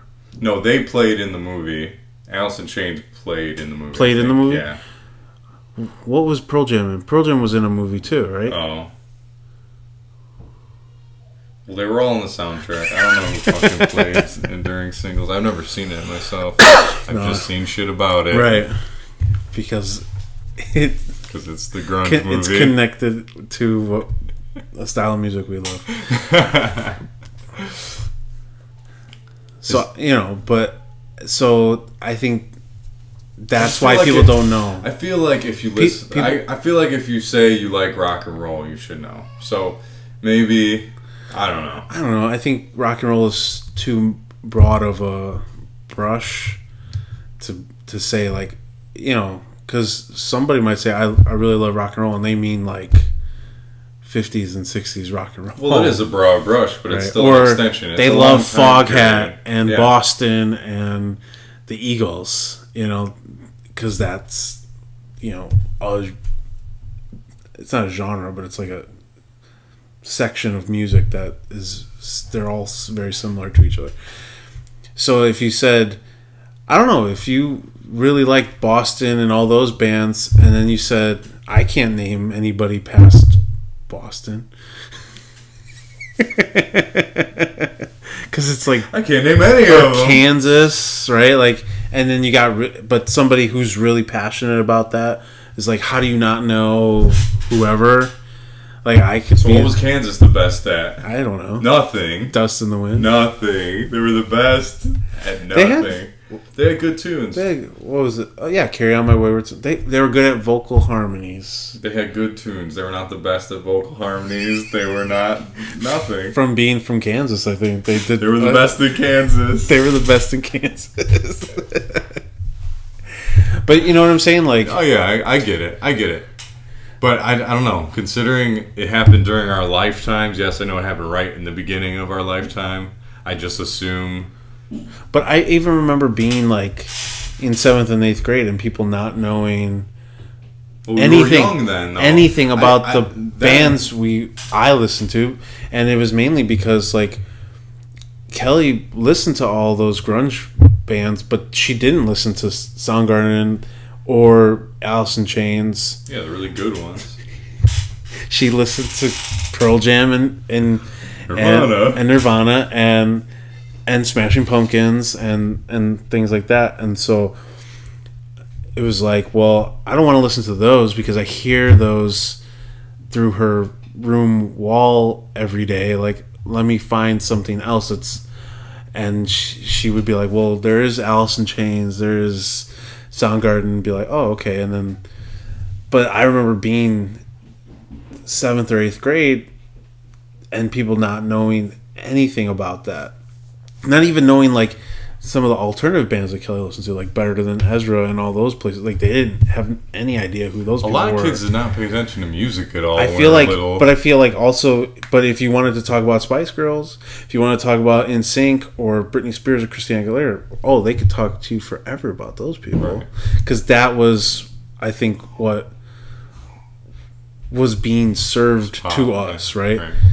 You really had to go out of your way to find this other stuff. So that's why I think that, like, if there was nobody ever to show you this, like, I remember being on a road trip with Kelly, and yeah, I was getting into hair metal. I remember I was really into hair metal, and she was like, well, have you ever listened to, like, actual heavy metal? And I'm like, well, give me a name. And she's like, Metallica? Have you ever heard of Metallica? And I'm like, no, who are they? And she starts singing Enter Sandman. She's like, Exit. And I'm like, no. But then, like, I remember we went to, we were trying to kill time because a lot of road trips with my father, we plan so much and we get all that done in, like, a matter of 20 minutes. Like, that's just how we work. Like, me, Kelly, my dad, we were like, the itinerary seems like we're going to be doing this for, like, hours and hours and hours, and we get to these places and it's, like, not what we thought it was or whatever, so it only takes a little bit. So I remember being in a mall, and I think I bought, like, a Metallica CD because she had mentioned that, and I was like, well, maybe I should try. And I think she even said, shows, like, I think this is the one with Enter Sandman on it. So I, like, if there's nobody there to, like, show you, I could totally understand. If you've never had anybody who was into the grunge scene or whatever, why would you ever venture that way? You know, because you might be exposed to rock, but what we were exposed to, which was, like, what, Sugar Ray and what was pop music? What was the others? Yeah, well, because, like, back when we were growing up, pop and rock were kind of, like, intertwined. And it was like, I mean, yeah, even, like, Everclear was very poppy. What was the other band that was not Sugar Ray, but somebody wants to... Smash Mouth, there you go. Like, Smash Mouth, that's, like, that was what we were being fed. So if you went that route as a kid, you might continue to go... What was beyond that? Like, I don't know, even if you went sort of like this idea that you progressively could get heavier and heavier and heavier, you probably, those Smash Mouth kids are going to Linkin Park. Ska and shit, I would imagine, because a lot of that shit was super... That's true. Like, Push You Ming was super... The first one was very ska punky as far as the guitar and shit, but then once they got, like, to Astro Lounge with all the Shrek shit... Right. And... But even that song came out, like, 10 years before Shrek came out. Like, that song was a hit. Smash Mouth had faded into obscurity, and then Shrek happened, and it was on the soundtrack in the 2000s. Like, we were almost graduating high school. Yeah, it was like 2004, 2000. Because it's 2017. It's kind of hard to believe that. It's even hard to believe that I'm 30 years old. No, I think Smash Mouth and them were, like, late 90s. Because they were kind of like, they were a response to grunge. Yeah, Astro Lounge was probably 98 or 99 for sure. Yeah. Push You Ming was like 95 or something. Because I remember, what's the guy's name? The lead singer, do you remember? Oh shit, fuck. Because I remember seeing an interview with him, and he was like, yeah, everybody just kept singing about, like, how much they hated their dad and all this bullshit, and we just want to have fun and write fun music. And so they were like an answer to grunge. Right. Yeah, all that alternative and pop did. Yeah, because grunge was a real force, right? But then they commodified it. Right. And from that, for making all that money, you had a bunch of watered down, kind of Better Than Ezra, Vertical Horizon. I mean, even like Bush. When Bush came out, they were like, oh, wait, you could actually, like, make money and, like, be good looking and just kind of have an edge, but not, like, be so overtly, like, the way Kirk Cobain was or whatever, like, or drugged out, like... Boy. He was the pretty boy, though. He got that. And that fucking... He found his own niche, you know? He didn't have talent. He wasn't cool. Though there's a lot of good songs on that album. Whatever that album is, that called? Is that 16 Stone? The one Bush album that everybody has. I had the other one. I think it was gold. I don't think it was called 16 Stone. It was called like, I don't know. But well, I don't know how many Bush tunes I like, but I like Glycerine a lot. I like. It's a great tune. What's the Everything Zen? Oh yeah. That's a good one. Right. Yeah. Yeah, that's a good riff. Good no, that's Machine Head. Oh. Got a machine head. Okay, then what is? What'd you just say? Everything Zen. Yeah. That's 3. And then I don't want to come back down from. I don't want to come back down. That one's pretty good. I mean, that one, yeah. And it just like hits you in the beginning. Oh, yeah. And then the bass. Like, I mean, they just ripped off Bon Jovi. Oh, yeah, you're right. It's. I listen to it and I go, that is just a complete rip off of the.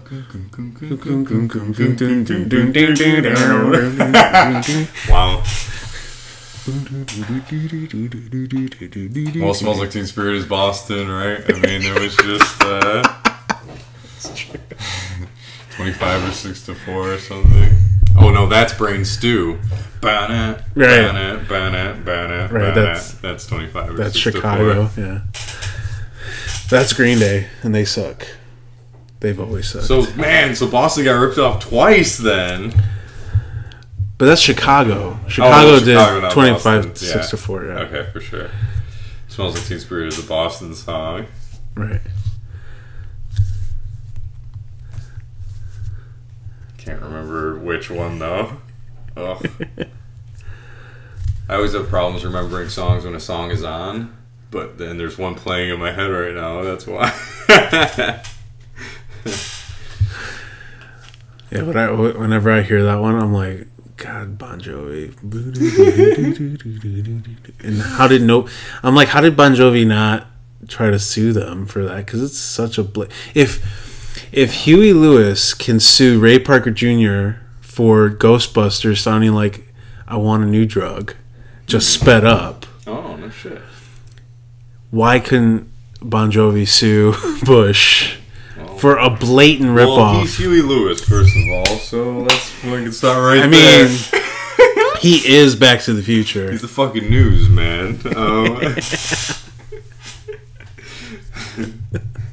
That guy, yeah, I heard.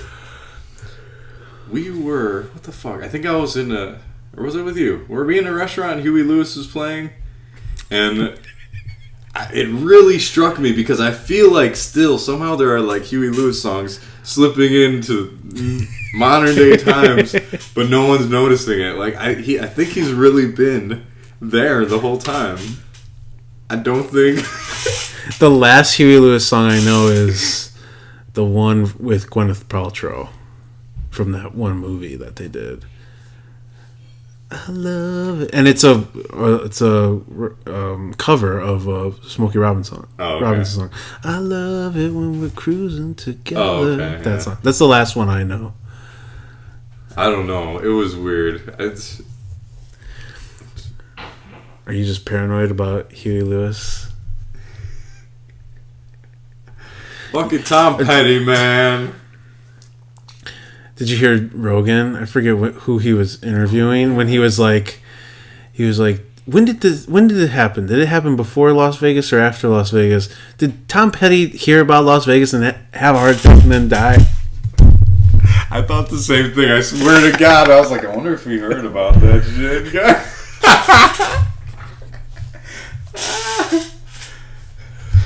Oh man, I totally forgot what I was going to say. I don't know. I mean, I respect Tom Petty. But I'm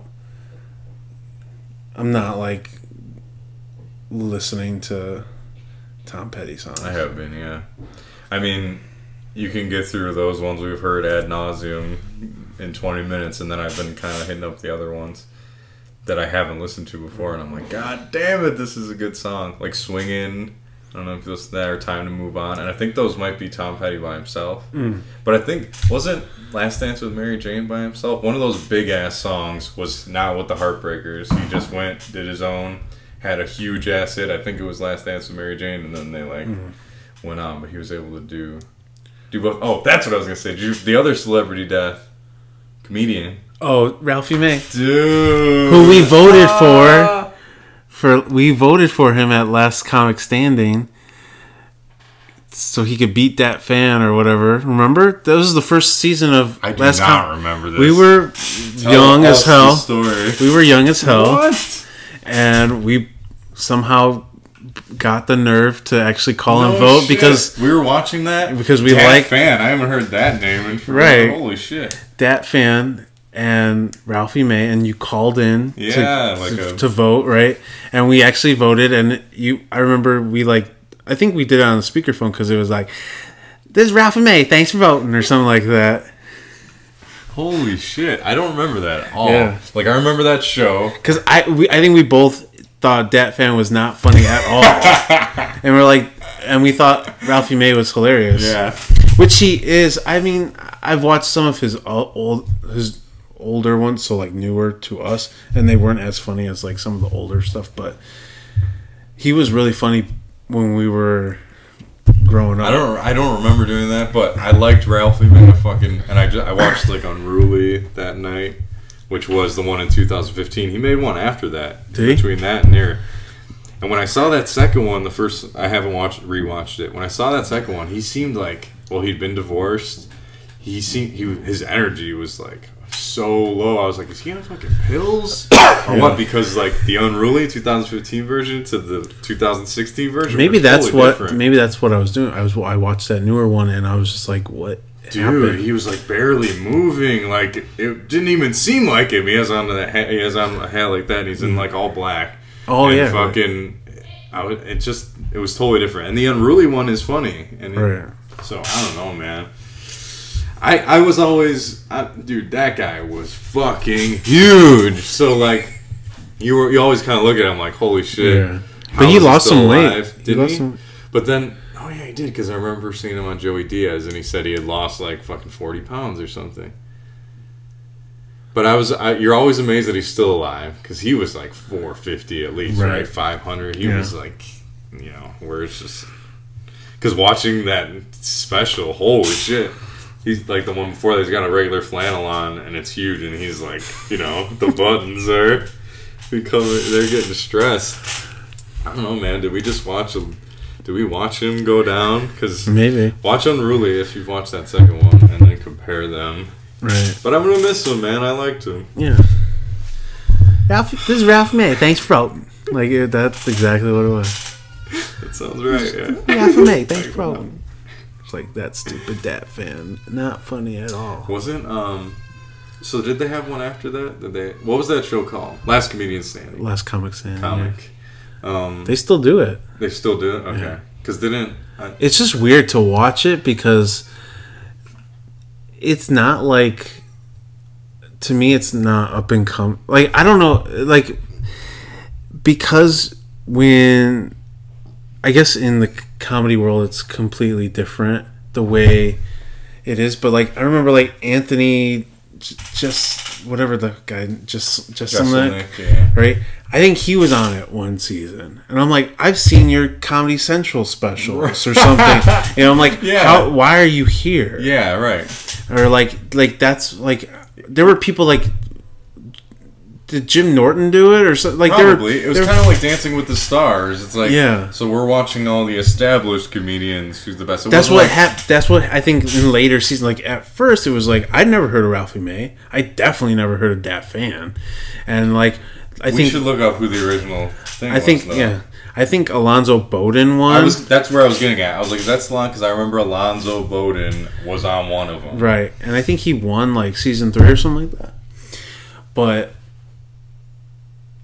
I feel like at first it was like, yeah, these are people I've never heard of, and then it got to this point where it's like, okay, now this is just a game show for. established comedians to try to win whatever prize money is at the end. Like this is not about trying to help. Right. This is not trying to help unestablished comedians. This is trying to help established comedians get to that next level. So Jay Moore was the host.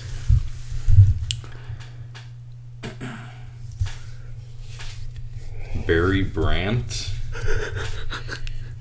10 finalists: Jeff Brown, Rob Cantrell, Tara Joyce, Ant. I remember that. Ant. Oh, that's the gay guy. He was kind of chubby. He did like a lot of. Maybe he was on E a lot, or he did like those like. I Love the '90s kind of shows. It sounds familiar. Yeah. Ralphie May, Randy Kaplan, Lang Parker, Tess Drake, Sean Kent, Dat Fan. Right. Not a fucking name in there. What? And those are the finalists. Hold on. Were there like, let's see about if I can see any fucking. Oh, these are season 3s and shit. Hold on. So then season 2. Who do we got? Joe Caffey, Jim Adela Vale, Devin Dugan, Mark Fry, Aretha Jones, Ross Mark, Bonnie McFarlane, Bob Reed, Ariane Von Camp. Again, so 1. Right. Yeah, dude, that's... And now, what are we at? Season what? It's been going on forever. Forever. Jesus, season 9. Season 9, the finale. Clayton English, Andy Erickson, Michael Polashak, Dominique Whitten. What about before that? Anthony Jeselnik, yeah. Oh, he was a host, though. Oh, okay. Norm Macdonald, judge.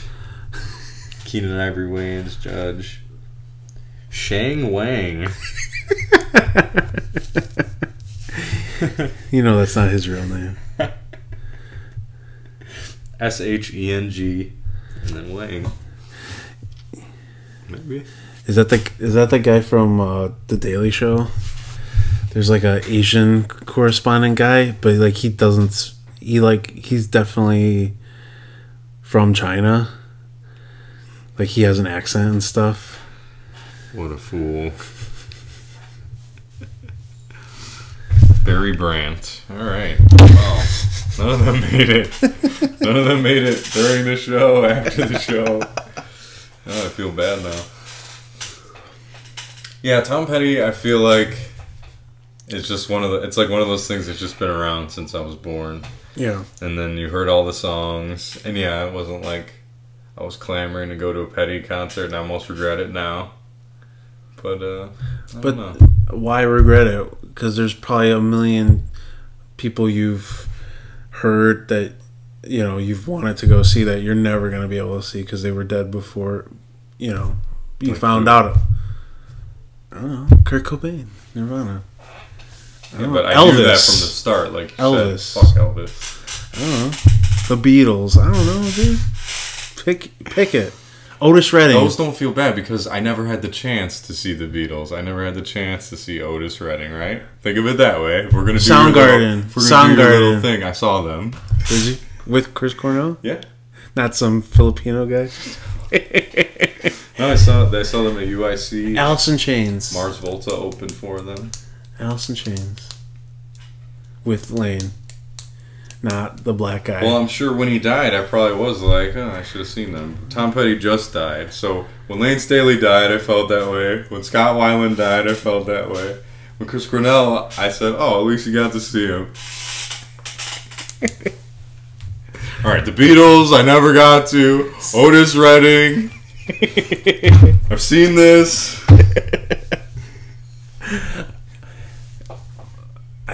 I guess maybe that's why I don't care about Chester Bennington because I saw Chester Bennington. I saw Linkin Park. No, I wouldn't. Even if I like, I don't know. I guess I just don't think of it that way. Like, even if I have the chance, am I actually gonna go see it? Probably not. Because that's just how I am. I didn't. So I mean, that's like even if I had infinite chances to go, I was betting on Bob Dylan dying. I'm surprised this man is not dead yet. And I know. But what happened to his son? What happened? And the wallflowers. Oh, I thought he died too. Nothing happened right. with the wallflowers and fucking one headlight. Van Dylan or whatever the fuck is whatever his fake name is. Didn't he? I swear to God, didn't he fucking pretend his last name was Dylan? No, that is his son.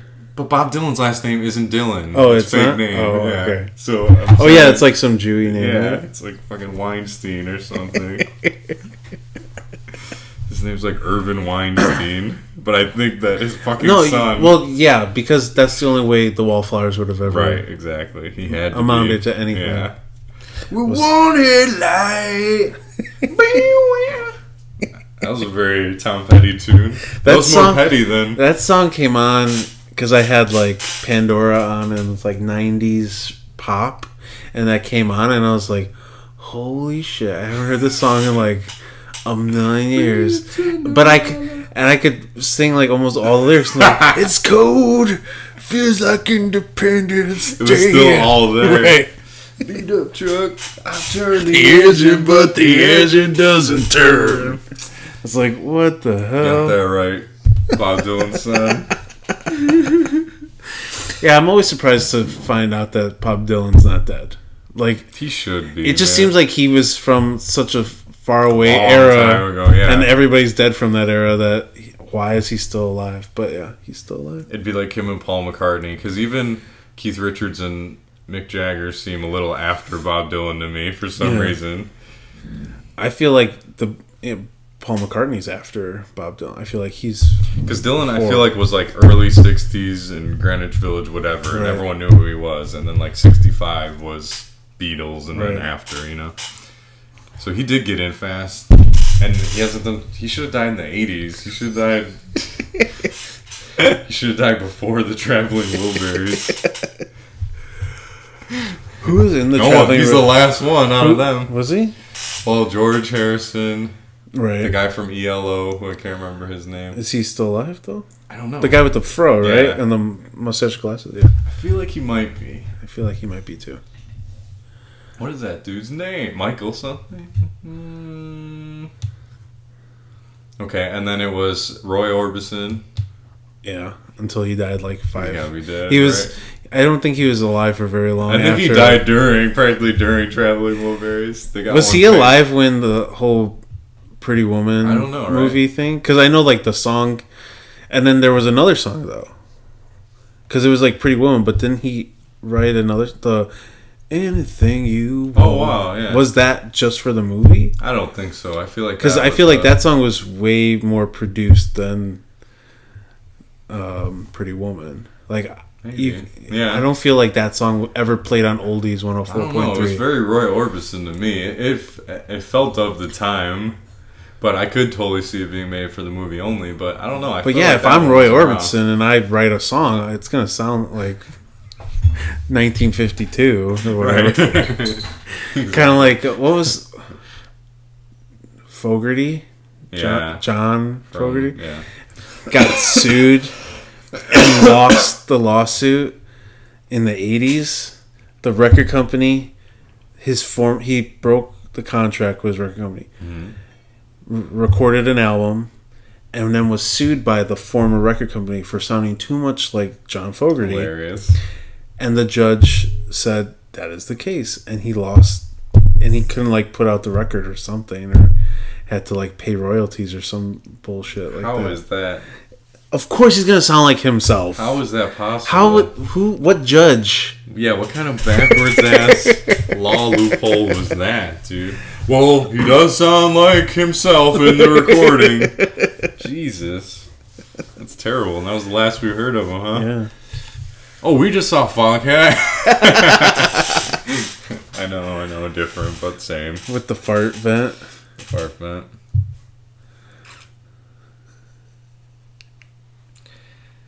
Bob Dylan. He's gonna die soon. Yeah. Like, I mean, when Prince died, I wasn't like, oh man, I should have sung I didn't Prince. give a shit about Prince. I never sat there singing along to Prince songs in the car. That's true, I guess not. But see, that's the thing. That's my Tom Petty, I guess. Like, I I never sat along in the car singing Tom Petty. I wasn't going, Last Dance Mary. I wasn't doing that. I was like, this song is like really boring, and when is it going to stop? Songs, dude. Fucking songwriter. Open chords, baby. Maybe Bruce Springsteen. Maybe I would, if he dies, I would be like, I should have gone and saw him. The idea of Bruce Springsteen, because it's an event, is becoming a little more palatable as I get older. But I have never. You should watch. There's a documentary about how they made this one album, something Midnight, something or other. I don't know, and which shows you how much I know about Bruce Springsteen. But it was like, it was really interesting to see the process, as you know, because there's like 30 people in that band, and then also to hear those songs, because I've never heard those songs. Like Bruce Springsteen is Born in the USA and Born to Run, and like that one album where he's got his butt and the American flag and that bullshit.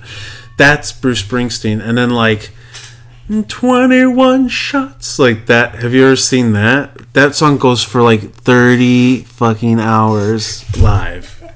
I remember flipping the channels once, and there was a Bruce Springsteen concert, and he started that song. There's this song, I don't know what it's called, but they sing this chorus over and over, and it's just 21 shots. Like the entire band's like, you know, that redhead girl like playing the acoustic guitar, and then 21 shots, right? Just playing like, his guitar with his bandana over his wall. And I go and I'm like, I kid you not, I probably watched Lord of the Rings, and I came back. I came back, and what are they doing? 21 shots.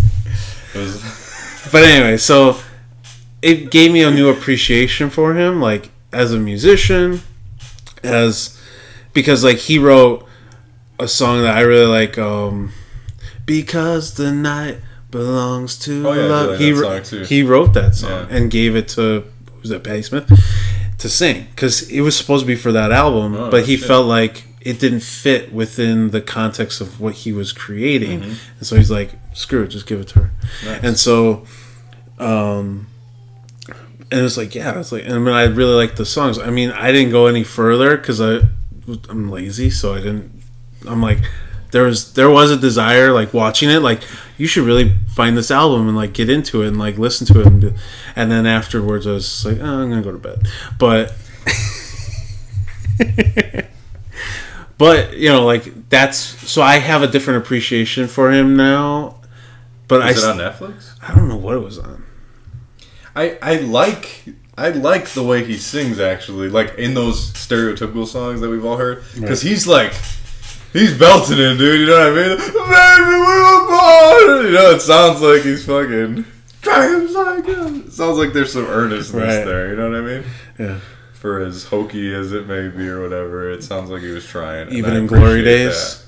That. Glory Days. I can maybe do without that. But see, that, like when you're growing up, that, especially like for us, I feel like that's who Bruce Springsteen was. He was like Glory Days, Born to Run, right? Still is. Well, I didn't see the documentary. Right, you got to see the documentary. I didn't realize these other things existed. You know, these other songs and stuff like that. So it's like, oh, okay.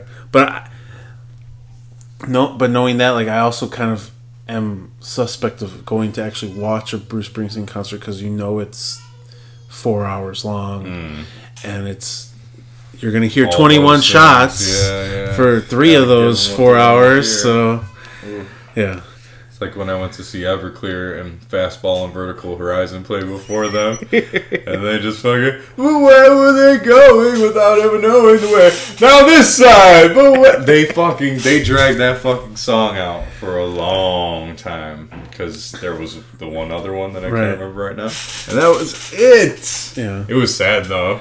It kind of was like, I think we saw Howard Johnson, the Human League, and Culture Club at the Wisconsin State Fair as like an 80s revival thing. Damn.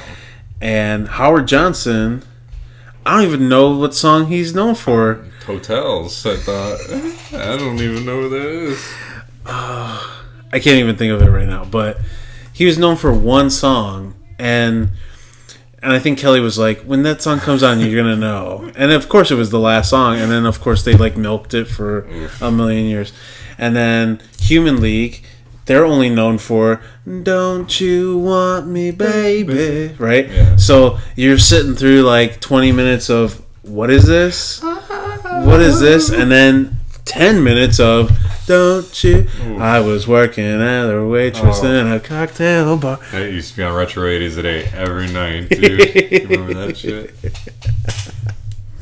Yes.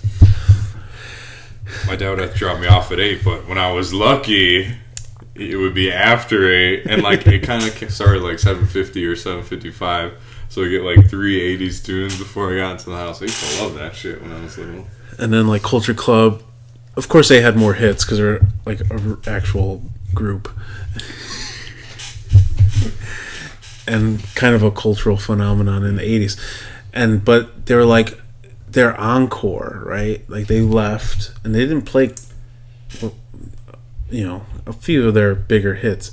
Oh, really? And they came back out for their encore and they play a song and then they're like, you know, since we're out here in the country, this is Wisconsin State Fair. Since we're out here in the country, we're going to play you our country song, Karma Chameleon, because it has a harmonica solo in the beginning.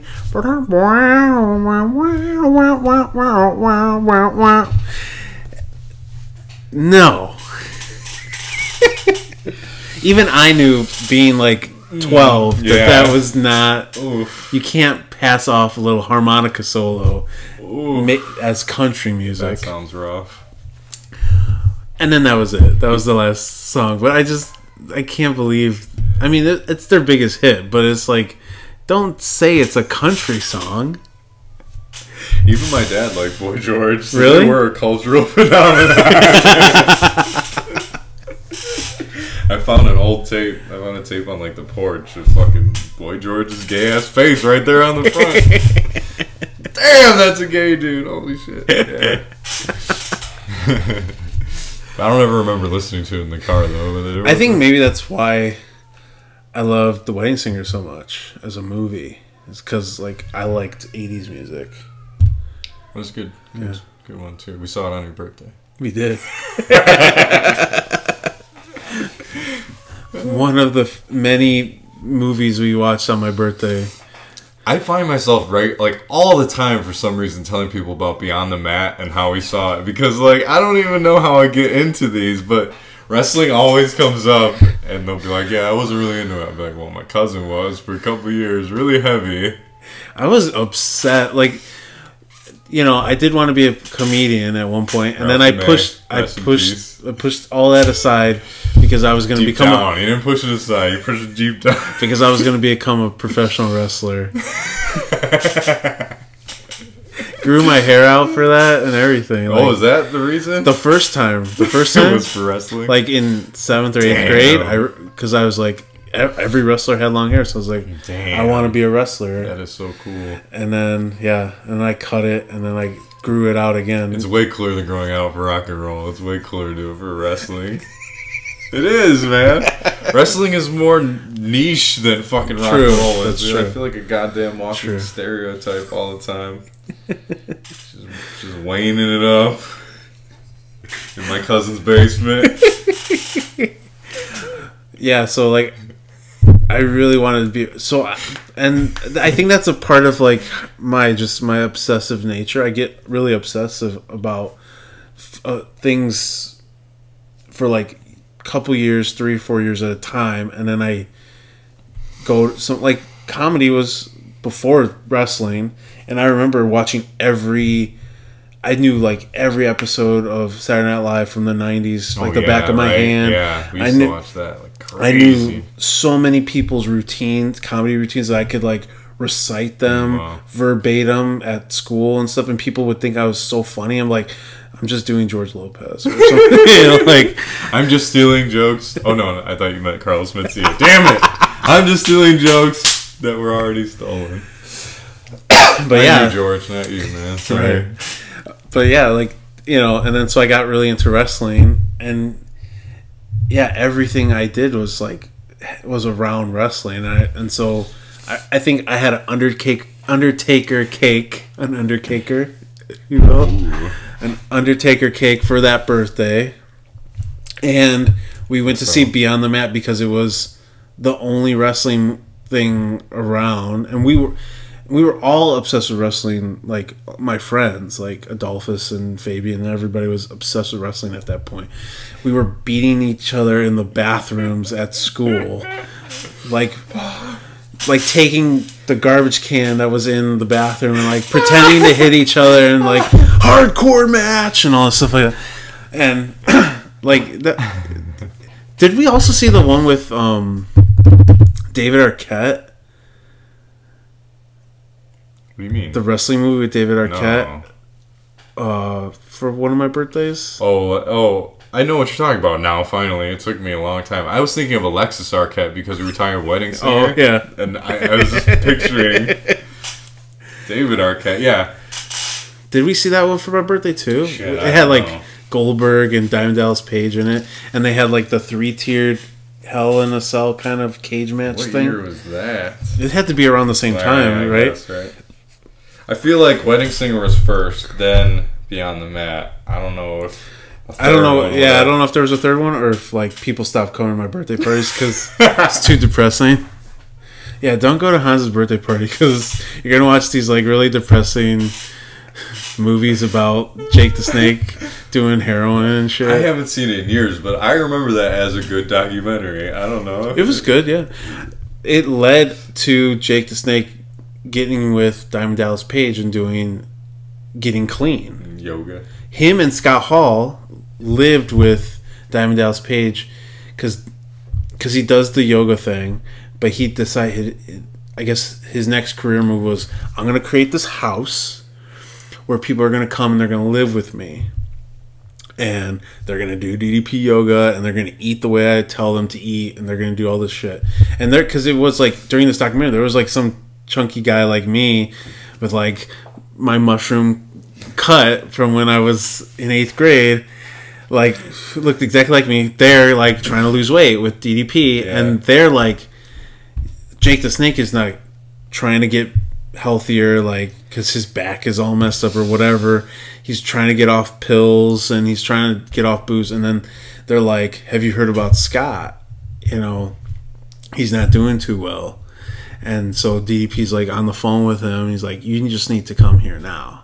And like he even got he got good because his back was messed up. That's who it was. His back was really messed up, and they showed him trying to do the yoga, and he's like it's not like on 2 chairs, and he's like trying to do it. Yeah. But like over time he got better and better and better. And it's like, but the reason why Jake the Snake went to DDP is because of Beyond the Mat, because he was pissed. A lot of it was like he was really pissed of the way they portrayed him, because they made it such they took all the shitty shots. Right. Yeah. They didn't put any good things out there. They just like, here's white trash meth head kind of thing. There he is in squalor, yeah.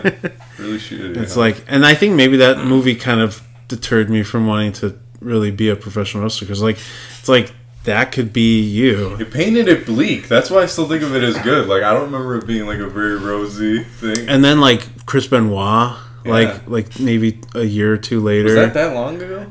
I thought that was more recent. I mean, it might have been. It might have been. I think that was kind of like once that happened, I kind of was like, okay, I think I made a good choice not going that route. I don't know. And you just hear about so many.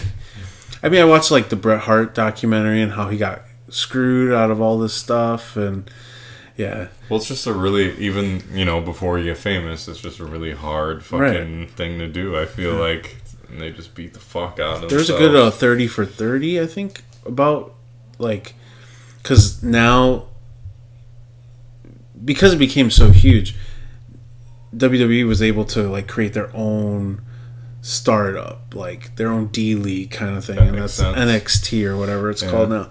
And so they did a documentary about like these a few of the like up and comers that people thought were going to be really popular.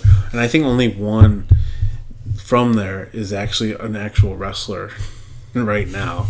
And it's just like so difficult but it's a really good documentary. Like, but most 30 for 30s are. That's what I've heard, and I think I watched it when I was crying by the end of it. I don't know. I think I heard somebody say like 30 for 30s are either they're good or they're like life changing. I think I watched the Bears one. The Bears one will make you cry, especially one, yeah. Especially. I mean, I don't even know if you have to be from Chicago to. I don't know. It was just biased. Like. But when you watch like Mike Singletary break down because he can't read the letter or whatever at the end, like you're like, that's what it was. Yep, I was crying there. That's the one. I'm glad that I narrowed it down. I didn't want to make a statement. It was that Bears restaurant. I mean, there's some that aren't. Like that aren't like sad, like the one I was telling you about or before, the Shaq and Penny one. It's not sad, right?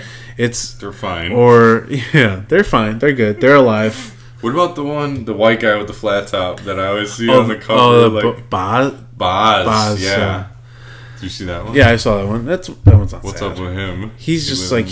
He's fine. He's like he lives in Oklahoma and he's got a nice house and kids and a wife and stuff. All right. Yeah. I think he obviously didn't make it in the pros, but he didn't. I think he did spiral, but like he's fine. It's like when you see these people who are like they're still in squalor and you're like, oh shit. Yeah, in it. Yeah. Because there's an in it. There's that spiral. But then some get out. Yeah. 30 for 30s are on Netflix, I feel like. I think some of them are. Yeah, a lot of them are. Probably a couple seasons or something. Yeah.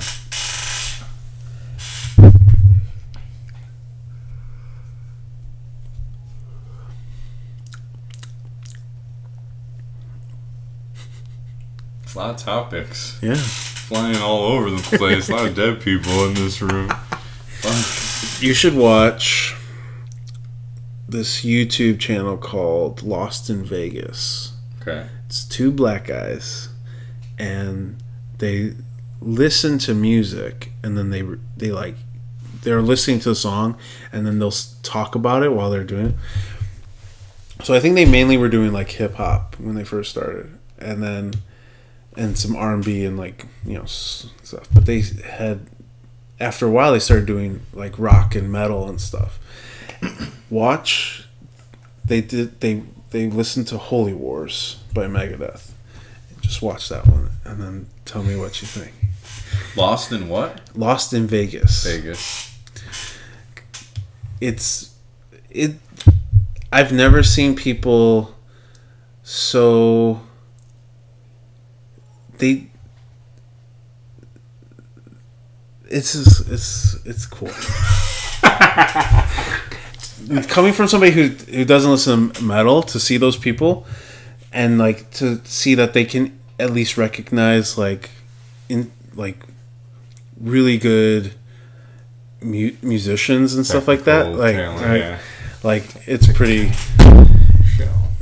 funny. I mean, I've watched other ones and they're not as good as that one. As Holy Wars. Because like other ones they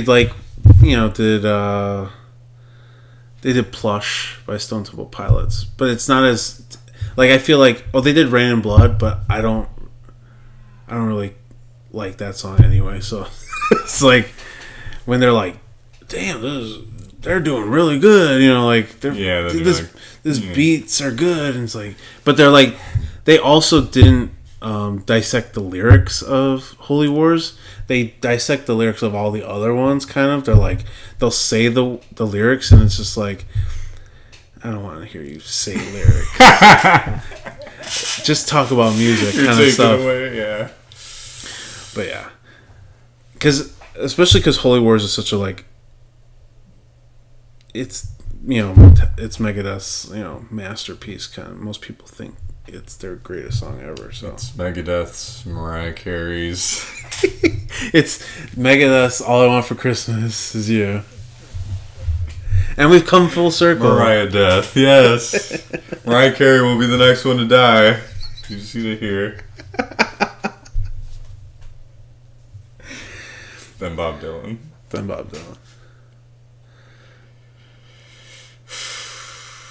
So should we call it? Okay. All right. Well, any special keto things? Just trying to get back on the wagon. Yeah, I pretty much did. I say it while we were filming how I'm now just spiral. I'm in my own spiral, out of control. Yeah. Traveling, drinking pop, and fucking eating honey buns and chips and Cheetos puffs. I've gained weight. I cannot stop. No one can help me. I will be the next one to die. All right, that's it. Yeah. All right. See, hopefully we'll be able to do this next week. Sorry, Kelly. Stop. Sorry, Kelly. Stop yelling at us. Love you. He wasn't in town. We'll do what we can. Bye, Kelly and Tosh. Because you're the only people who watch this. And Cindy.